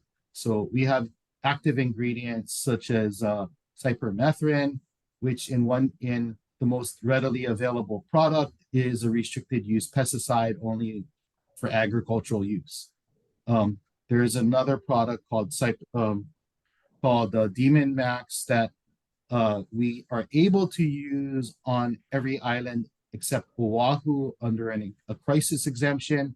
We have applied for a special local needs label that is still being reviewed. And currently we're operating on a crisis exemption, and we're hoping to obtain an emergency exemption that will allow us to more broadly utilize it, the product. But we have been encountering difficulties with procuring Demon Max. At times, the general public cannot get it because it's primarily used as a structural pesticide. We have a similar product over our greenest product that we use, which is Evergreen, where it is extremely difficult to obtain Evergreen. And in our inquiries to ensure that the general public can get Evergreen, we've also encountered a problem there with the manufacturer basically stating sale and distribution is potential suppliers of Evergreen need to carry their whole product line, which can be problematic for smaller shops that want to be more responsive to community needs. So it's been frustrating to develop a program when the availability of chemicals are so difficult. Our use of drones in collaboration with the university has been extremely successful. But drones are limited to where we can fly and when we can fly, with severe limitations on airspeed, wind speed, and weather. But when we're able to get a drone up and have ideal weather conditions for drone applications, we're able to knock out about 50 to 75 treatments in a day. And using Demon Max and some other related chemicals, we're capable of seeing drop-down effects almost within a half an hour period. We see impacts with coconut rhinoceros beetle. So that project, but again, we have limitations. And Dr. Melzer and his team has been working on alternative delivery systems, but those are going to be also dependent to products that we can apply, or it won't necessarily be available to general public, some of these devices. So that's one of the major challenges that this program is faced with, is translating it from a response to something that's accessible and deployable by everyday citizens. And, you factor in a tree can be 40, 50, 80 feet tall,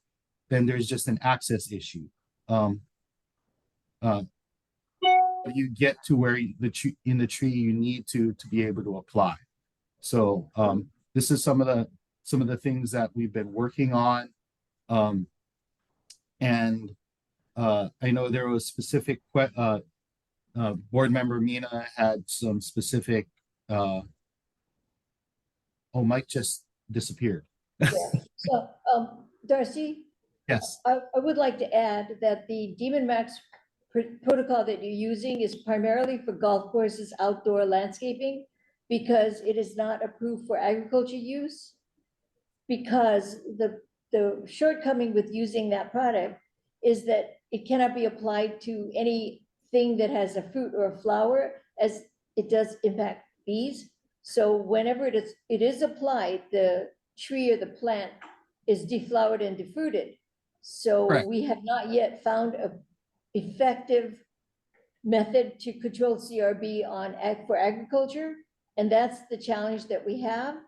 The protocol for agriculture was the green fungus that you showed me, a couple months ago. That was so effective. We're trying to get approval to bring it into to the state, and then we found out that our CRB evolved from the CRBP to the CRBG, and the CRBG is immune to the green fungus. So we pretty much abandoned that. Is that correct?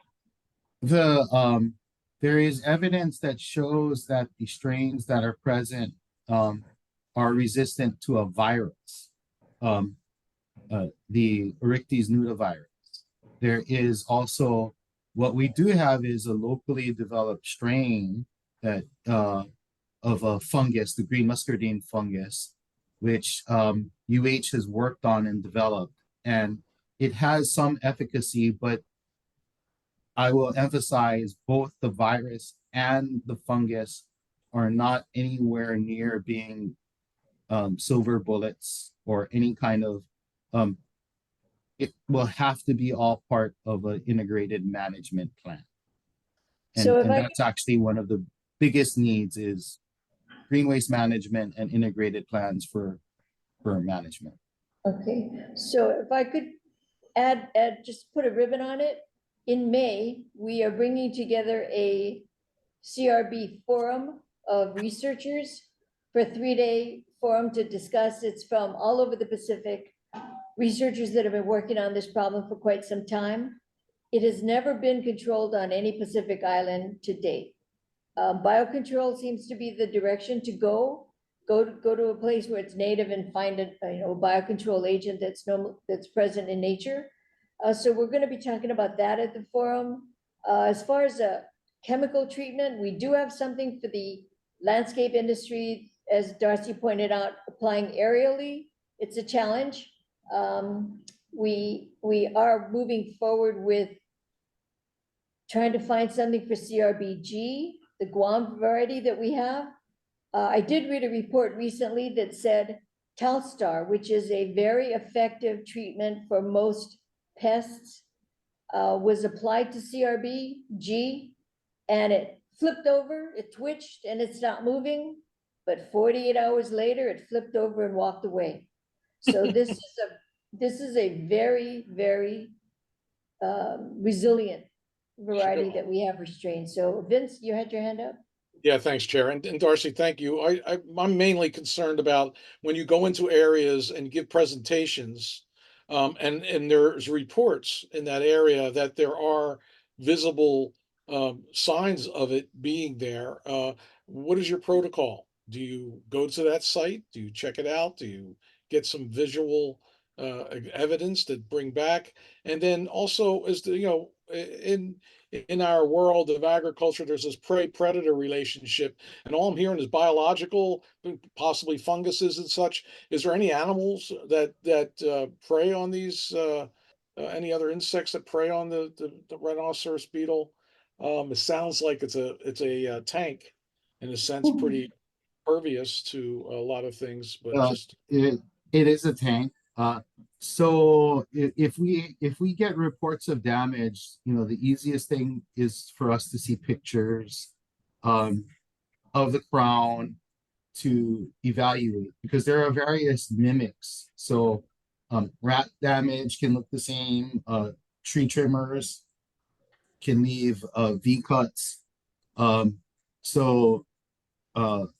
Pictures help us because there's usually some sort of telltale sign, at least in that we can distinguish and provide guidance. And the more people we get trained up on how to recognize damage, and more significantly how to recognize some of these other causes of damage mimics, will help improve. And we've had a number of reports in the Hana area that have not proven to be coconut rhinoceros beetle, but there's no we have not found the initial breeding site that led to the Kihei detection on Maui or the Waikoloa village detection on Hawaii Island. So there's a larger population probably existing on these islands at some point. Our education programs and our awareness programs are going to be key to helping resolve those issues. The traps, while effective, are not as effective as I would like. And you're asking about predators. There's any number of things that will eat coconut rhinoceros beetle.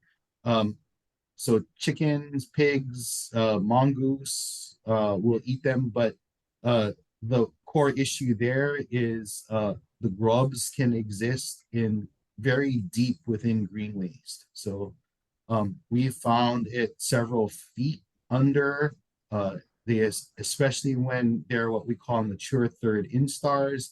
They like to go down under things or up against something hard, probably to protect themselves when they go through a pupation process. If grubs can be brought to the surface, certainly any number of things will go after them. We see ants going after them.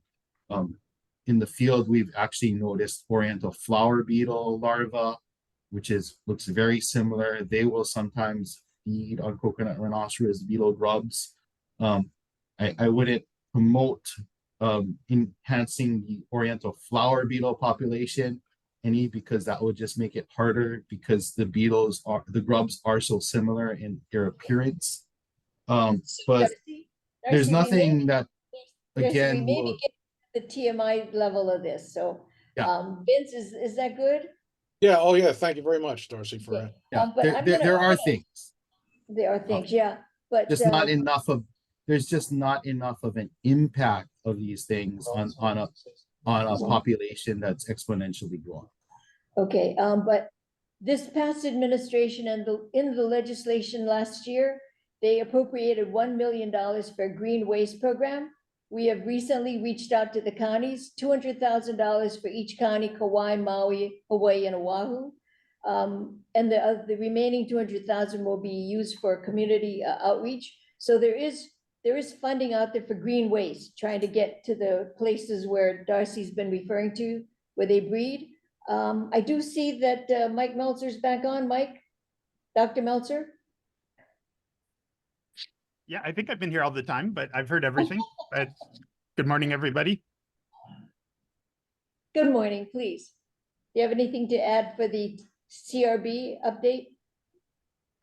Nothing specific. The only nothing specific, I think, at this time. Unless there's questions related. I think the question about the remote imaging. So a few of us have been going over traveling inter-island and have personally looked at some of the trees that from the pictures that we've gotten and are reasonably confident that it's not CRB damage, and that includes most of Maui Nui, and then our activities are moving to Big Island next. So that will probably ramp up in March as we've sort of dealt with Molokai, Maui, and Lanai in terms of field visits at this time. But all those images are getting to us usually through partner agencies, or sometimes just directly from people that we've met along the way, particularly with Maui County staff. Yeah, please, Mike is fine. Mike is fine. And Mike, one question I have too is, have you folks done anything regarding like social media of Instagram, TikTok, to put up short videos to because I mean, it's huge as far as people accessing these social media sites to be able to be educated in short clips of showing what the damage looks like or showing what the beetle looks like out of the Department of Agriculture. Has anything been done in that respect? Yeah, we have a website. It's crbhawaii.org, and it's I guess it's most tied with UH, so it's not necessarily tied to the department, but I think it's got a good resource, and we do have a pretty good social media footprint out in this state. We've also been working with Kamehameha Schools and have developed a few short videos in Hawaiian language as well that we'd like to produce and get out to the neighbor islands with some of their students. But yeah, crbhawaii.org would probably, I think it's probably the best resource for CRB. Of course, I'm going to say that, but I think it's the best resource for CRB in the Pacific.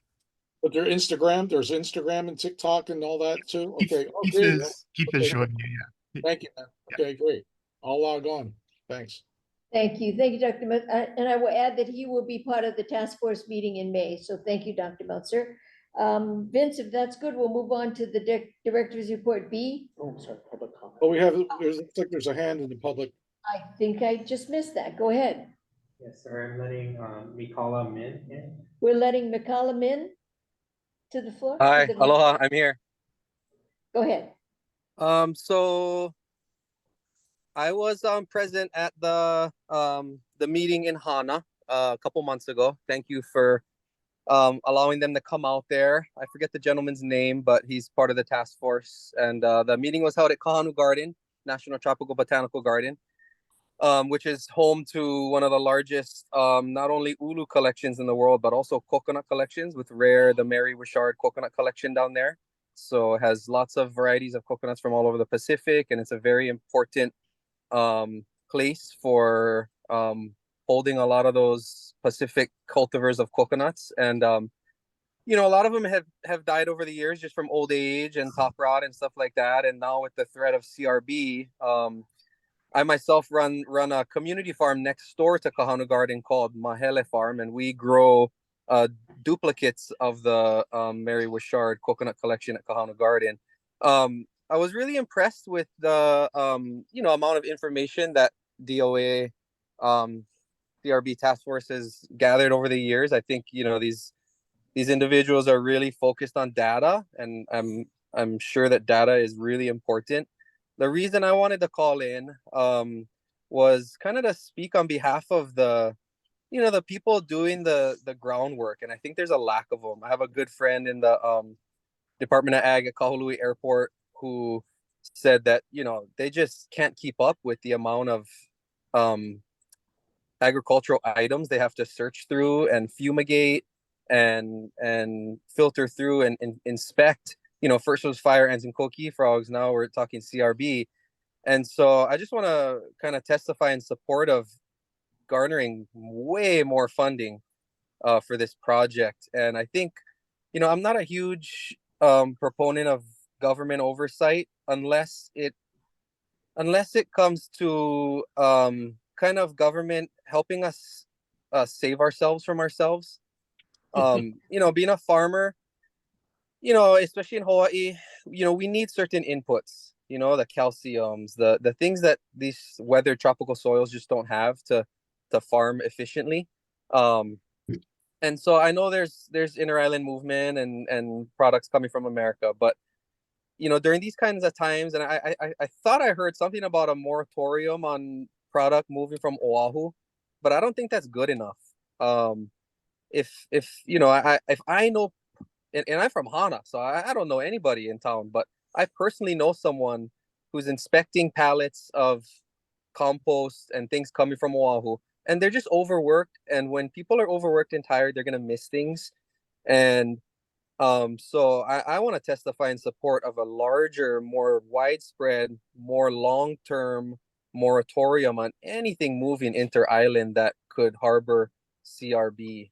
All of our islands are essentially the same, obviously Kauai being the oldest and down into Hawaii Island, but every island has the resources it needs to support farmers. So why are we importing coconut coir from Oahu when there's a infestation that's been going on for almost 10 years of CRB? I understand the economics of it. I do. I'm not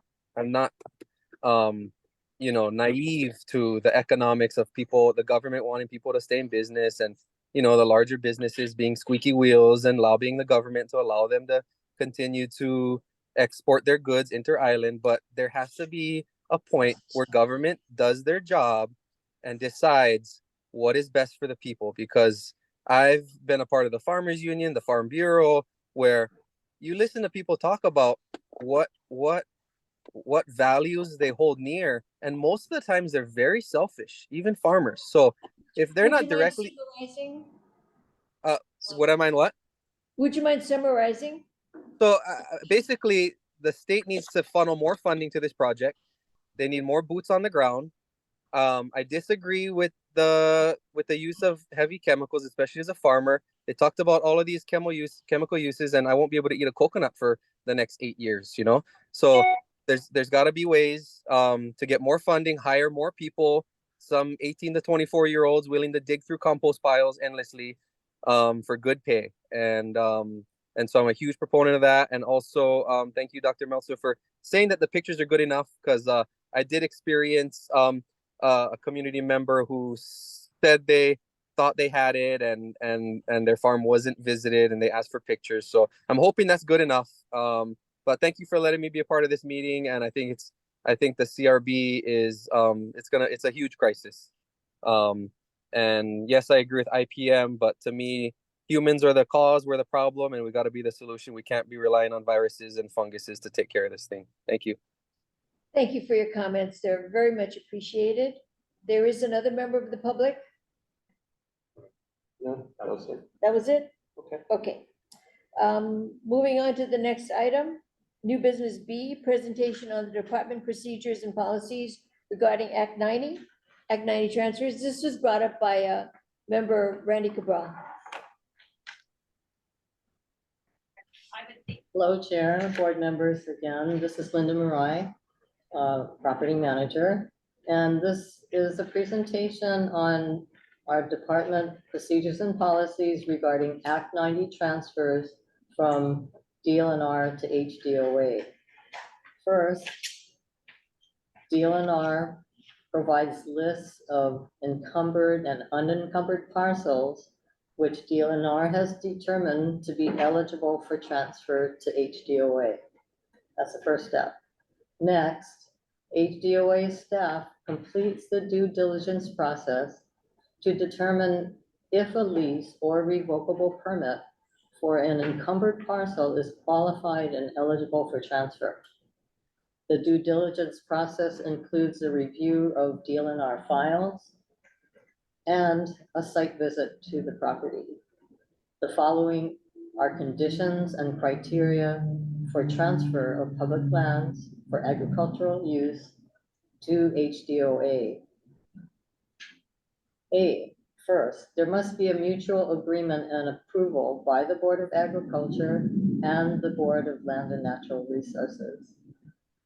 Next, the primary qualifying conditions for encumbered non-agricultural parklands include, but are not limited to, the following.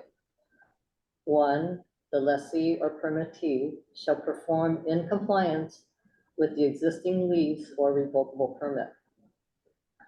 2, the lessee shall not be in arrears in the payment of taxes, rents, or other obligations owed to the state and any county or any county. 3, the lessee's or permittee's agricultural operations shall be economically viable.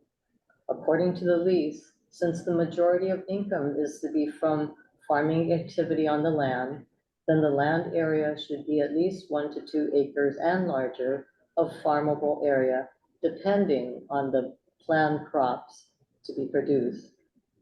And 4, the character of use shall be consistent with HDOA allowable uses according to program rules and policy. So those are the qualifying conditions that we look at when we review the files and go to the property. Okay, so next, agricultural lands for transfer shall be viable for farming. We just wanted to clarify this. For example, topography and soil shall be conducive and viable for farming.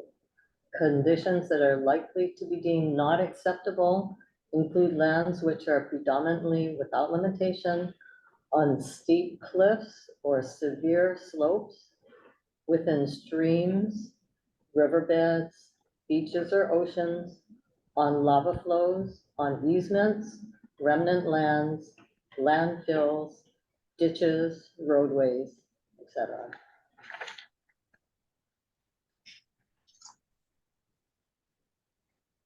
Next, generally, landlocked parcels with no legal access are unacceptable for transfer.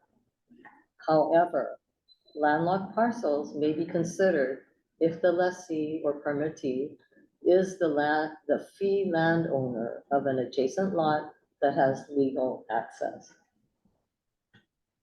Next, land use zoning must include farming as an allowable use. Preservation zone lands prohibits farming. Therefore, we could not accept preservation zone lands for transfer. And lastly, availability of basic infrastructure, such as water and electrical power, must be available.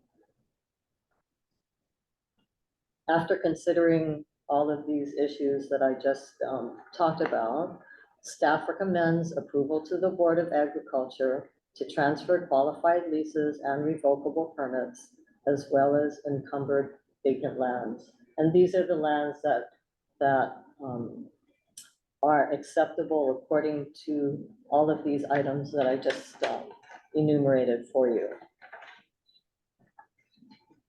So once both boards approve leases, RPs, and unencumbered vacant lands for transfer, both BOA and BLNR must approve. Next, an executive order is issued by DLNR staff for the governor's signature. We also should note that the parcels that are going to be included in the EO must have a survey, the survey map, and meets and bounds prior to the issuance of the governor's executive order. And finally, the governor's executive order formally transfers DLNR leases, RPs, and unencumbered lands to HDOA. Once the lease or RP is under our management, HDOA's management, the terms and conditions of the lease or RP that was issued by DLNR continue to apply to the lessee. Thereafter, any change or amendment to the lease shall be agreed upon in writing by the lessor, which is now HDOA, and the lessee. So that is pretty much in a nutshell our process for Act 90 transfers. Thank you. Thank you. Any questions from the board?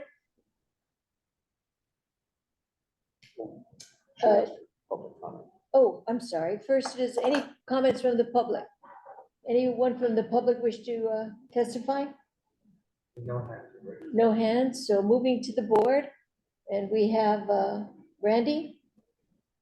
Yeah, thanks, Chair. One question first, before I ask questions of Linda. Brian, this is a presentation, so we can't take any action on this if we wanted to, right? No, but no. Okay. Then the question, when you say 1 to 2 acres and your other criteria, that is based on a policy within DOA?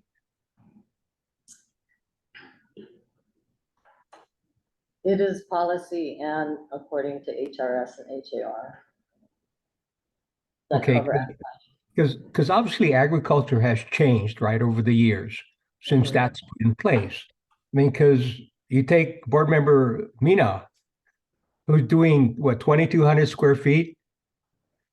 2,500 square feet, but who's counting? So, so half acre, 1 acre, whatever, you still could make a pretty decent go of it if it's the right crop in the right conditions. So it's something that we really should look at as far as criteria before we reject. And then the other question would be, actually, right now, the board, not the board, but administration decides whether to reject or not. It doesn't come before the board. Again, is that policy or is that in statute? Whether to accept or reject, I believe it's policy. because I don't know that we would need to bring to the board every parcel. lease or, RP or vacant parcel that is on DLNR's list that they give to us. And excuse me, just to address the size of the parcel, we do look at what is being produced on the parcel when we look at size, if it's small. Because we understand that, certain products, maybe if you're doing aquaponics or multi-tiered farming or something like that, definitely, we would consider that, because you can certainly get more produce on a smaller parcel. So it just depends on what is being farmed. Okay, then my next question is to Brian. Hey, Brian, so it is within the board's authority to request that all potential transfers come to the board for approval or disapproval. Is that correct or wrong? Yeah, so I think and I was gonna ask Linda that question actually. So DLNR proposes a set of land that they are prepared to offer to DOA. DOA then does due diligence. After they do their due diligence on the parcels, do they come back to the board to say, our recommendation is not to accept these lands and to accept these other lands? Or do you never bring the rejected lands to the board for consideration? Right, we do not bring the rejected lands to the board, only those that we would recommend for accepting. That would be a policy. Okay, so the board can change that though and say we want everything coming to the board for approval or rejection. Randy, can I interject that Act 90 states the reasons for acceptance? And if the reasons for acceptance do not exist, or there is a contrary feature, then we would not bring that to the board. For instance, if the land was in arrears or there was a violation on DLNR, we would not bring that to the board. Are you saying you want to see those, even though Act 90 says we can't take them? Yeah, I'm just wanting to know what the board's authority is as far as that. If we could bring it to the board and say, well, wait a minute, there could be circumstances that cause it to be in that situation, and maybe the board can help resolve it. So if the board can say, okay, no, we want everything coming to the board, and then staff can explain why it's rejected or not, or we shouldn't take it, is that something that is acceptable and can be done? Sure, Randy. Council says it's a policy and you can always change the policy, but I do have to restate that Act 90 states the reasons that we take lands and the reasons we wouldn't take lands. So you okay with that? That we would bring a parcel to your attention that we cannot accept? Try that again, Chair. I wasn't quite understood. Act 90 says the reasons that Linda stated today. There are reasons that we would not accept parcels per Act 90. They include if you're in violation with your current lease, or if there's if it's lands that cannot be used for agriculture, like a steep mountain or a gully. Those lands we automatically, after due diligence, we're not bringing those to Act 90. We're not bringing those over. So you want to, I'm just saying, does the board want to see those parcels as well, or hear those parcels? I'll leave it up to the board to decide if we ever attempt to do that. But I guess in cases where there is a lease on it to somebody and they want to transfer, but there's an issue, and so the DOA rejects it based on that issue, a lot of times maybe I'm hoping that we can resolve that kind of an issue so that it can be transferred. So, board input, I think it may be important in cases like that. So this is Brian. I'm going to distinguish, I guess, the first question you had with this question. So the question you had initially was the transfer of land from DLNR to DOA and whether or not the board should approve or reject all lands. Second question is, after the land has been accepted by the Board of Agriculture, and the lessee wants to convert the lease, the DLNR lease into a DOA lease, you would like those submitted to the board. So just to be clear, those are two different questions as to what is submitted to the board.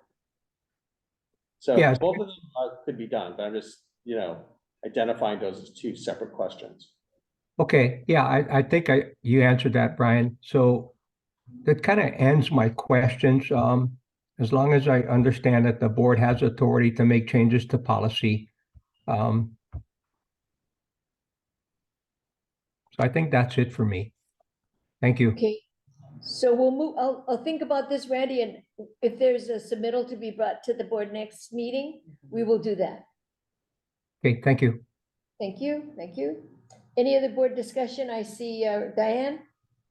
Thank you, Chair. For staff, I had a question. I'm not quite clear on the criteria. You mentioned no lava flows, and you said something about water and power must be available. Yes, those are, Can you yeah. clarify on, I'm sorry, Hawaii Island has lots of lava flows that Maui has lava flows. So what are we referring to? I mean, we do have active ag on lava flows. So on lava generally, flows, yes. right, I understand. Generally, if the parcel is on a lava flow and possibly with the tubes underneath the lava flow under the surface, generally we would not accept those types of parcels. So I get, yeah. I don't know how you would assess whether there's tubes in the area without, so extensive survey work. I guess I'm not clear, and there's a lot of ranch land that, I believe DLNR has under their jurisdiction that has lava flows. And I don't know whether those are considered to be historic. What do we, I don't know what the criteria is, if that's in the law. Sorry, dog is getting restless. So anyway, just maybe a little bit more information about that at some future date. Maybe we can look at that. And then also the water and power issues. Generally, if there is no water or power in the immediate area or to the parcel itself, we probably would not take it. I guess, again, I mean, these ranch lands we've been transferring. Right. And it just depends on, the character of use. Character of use, other criteria. You have to look at the bigger picture sometimes, but generally, these are the things that we look at. And I guess the other question, and this is again more policy focused, is, what's the term left on the lease? If there's 5 years and, we want to, the department has potential to look at new styles of farming or ranching that would allow for some of these things. And also, the character of use with lava lands is just, and I understand what the department has gone through with the Pahoa ag lots. I do understand that, but not all parcels are challenging. Right. No, as I said, that's why we do a site visit, to really look at what's going on, especially if the lot is being leased, if it is leased, what the lessee is doing on the property. And if they have found a way to farm in spite of some of these, I don't want to call them, maybe they're not drawbacks to everybody, but in spite of some of the things that we perceive to be as drawbacks, then, we have to really take a look and see what they're doing and then make a decision. Yeah, that's why we go to the properties for the site visits, to have a look at what they're doing. But thank you, appreciate that. Okay, thank you. Just for the board, based on these questions, Linda, would it be possible to make a listing of the parcels that were not accepted and the reason for not accepting, or is that something that's confidential? I don't think it's confidential. So. Just a lot of work? This last. This last. 101 list, parcel, yeah. Right, that we have been going through. We do have notations on each parcel as to, if we didn't accept them, why we didn't accept them. Okay, so Yes. is that something the board would appreciate receiving? Is a list of the parcels that were not accepted at this last? I would appreciate that, Chair. Okay, This is thank Jimmy. you. Okay, so can we do that? Sure. Okay, thank you. Jimmy, board, Randy, what we'll have for you is a list of parcels that were not transferred in this last, DLNR's list of potential for ag. And we will make that available to you as to the reason why. Okay? Thank you. Thank you, Chair. I would also And encourage,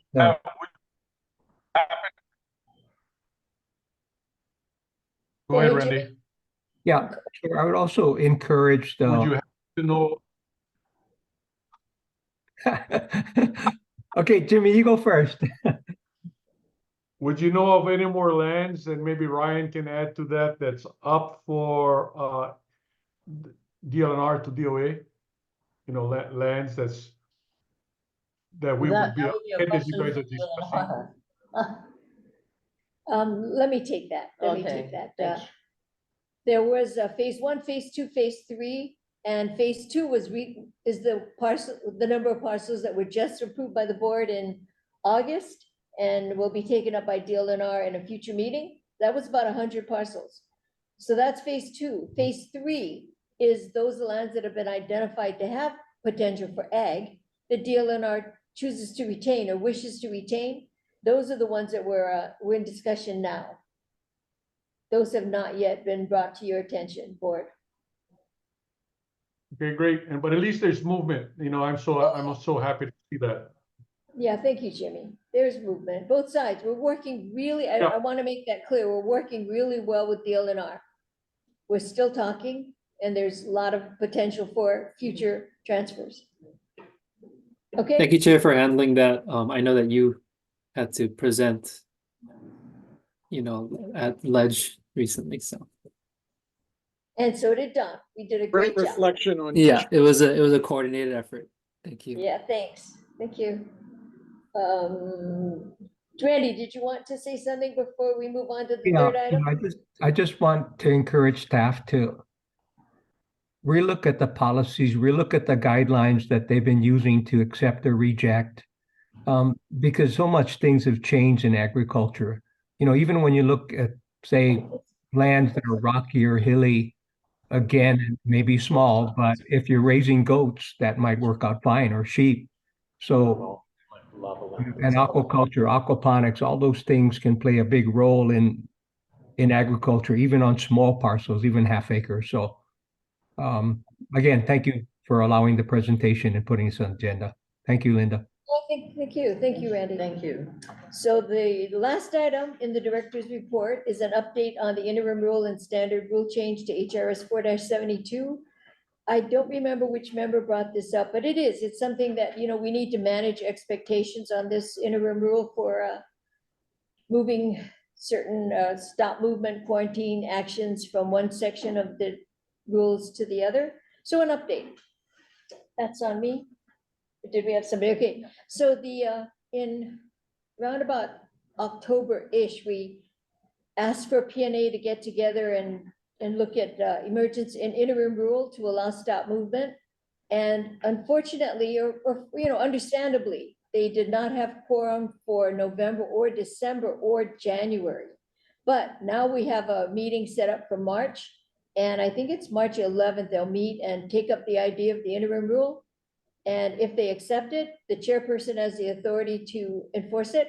And it will be ready we'll know by the end of March.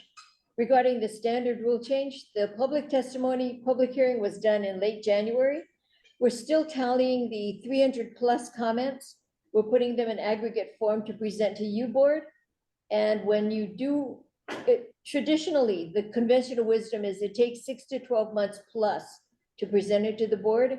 So that's managing expectations. That's what we've been consistently saying. I can tell you that the staff is working as they can to move this to your attention sooner than the June to December timeframe. In the meantime, the interim rule, if should it be, decided on by the PNA this March, the interim rule will go into effect, and it has the same effect as the rule changes would have, which would be to stop movement quarantine. So we have two things going on right now. If the interim rule goes forward in March, it'll be in effect for a year. So we do have the time to bring that to your board. Once we aggregate all the responses, we will have a package to present to you as soon as possible. But we're asking for 6 to 12 months to get that done. Any questions? Any public comment? Seeing, hearing none. There's a hand raised actually. We'll call forward the public hand. Christy Martin. Christy Martin. Mahalo, Chair. Mahalo, Board. Christy Martin, Coordinating Group on Alien Pest Species. Chair, could I ask you to clarify? You said stop movement, and I'm wondering if you perhaps meant stop sale, because what we are seeing is still the sale of commodities that are infested with things like little fire ants. So clarification, Mahalo. Thank you, Christy. It is a clarification. That is, we prefer to use the word quarantine, and quarantine indicates stop sale. I don't believe we use the term stop sale in the law. It's quarantine is the word.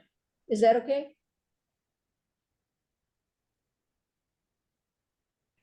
Christy, we're going to use the word quarantine and not stop sale, although they have the same effect. Your clarification is appreciated. Your 150A statute says actually movement. Okay.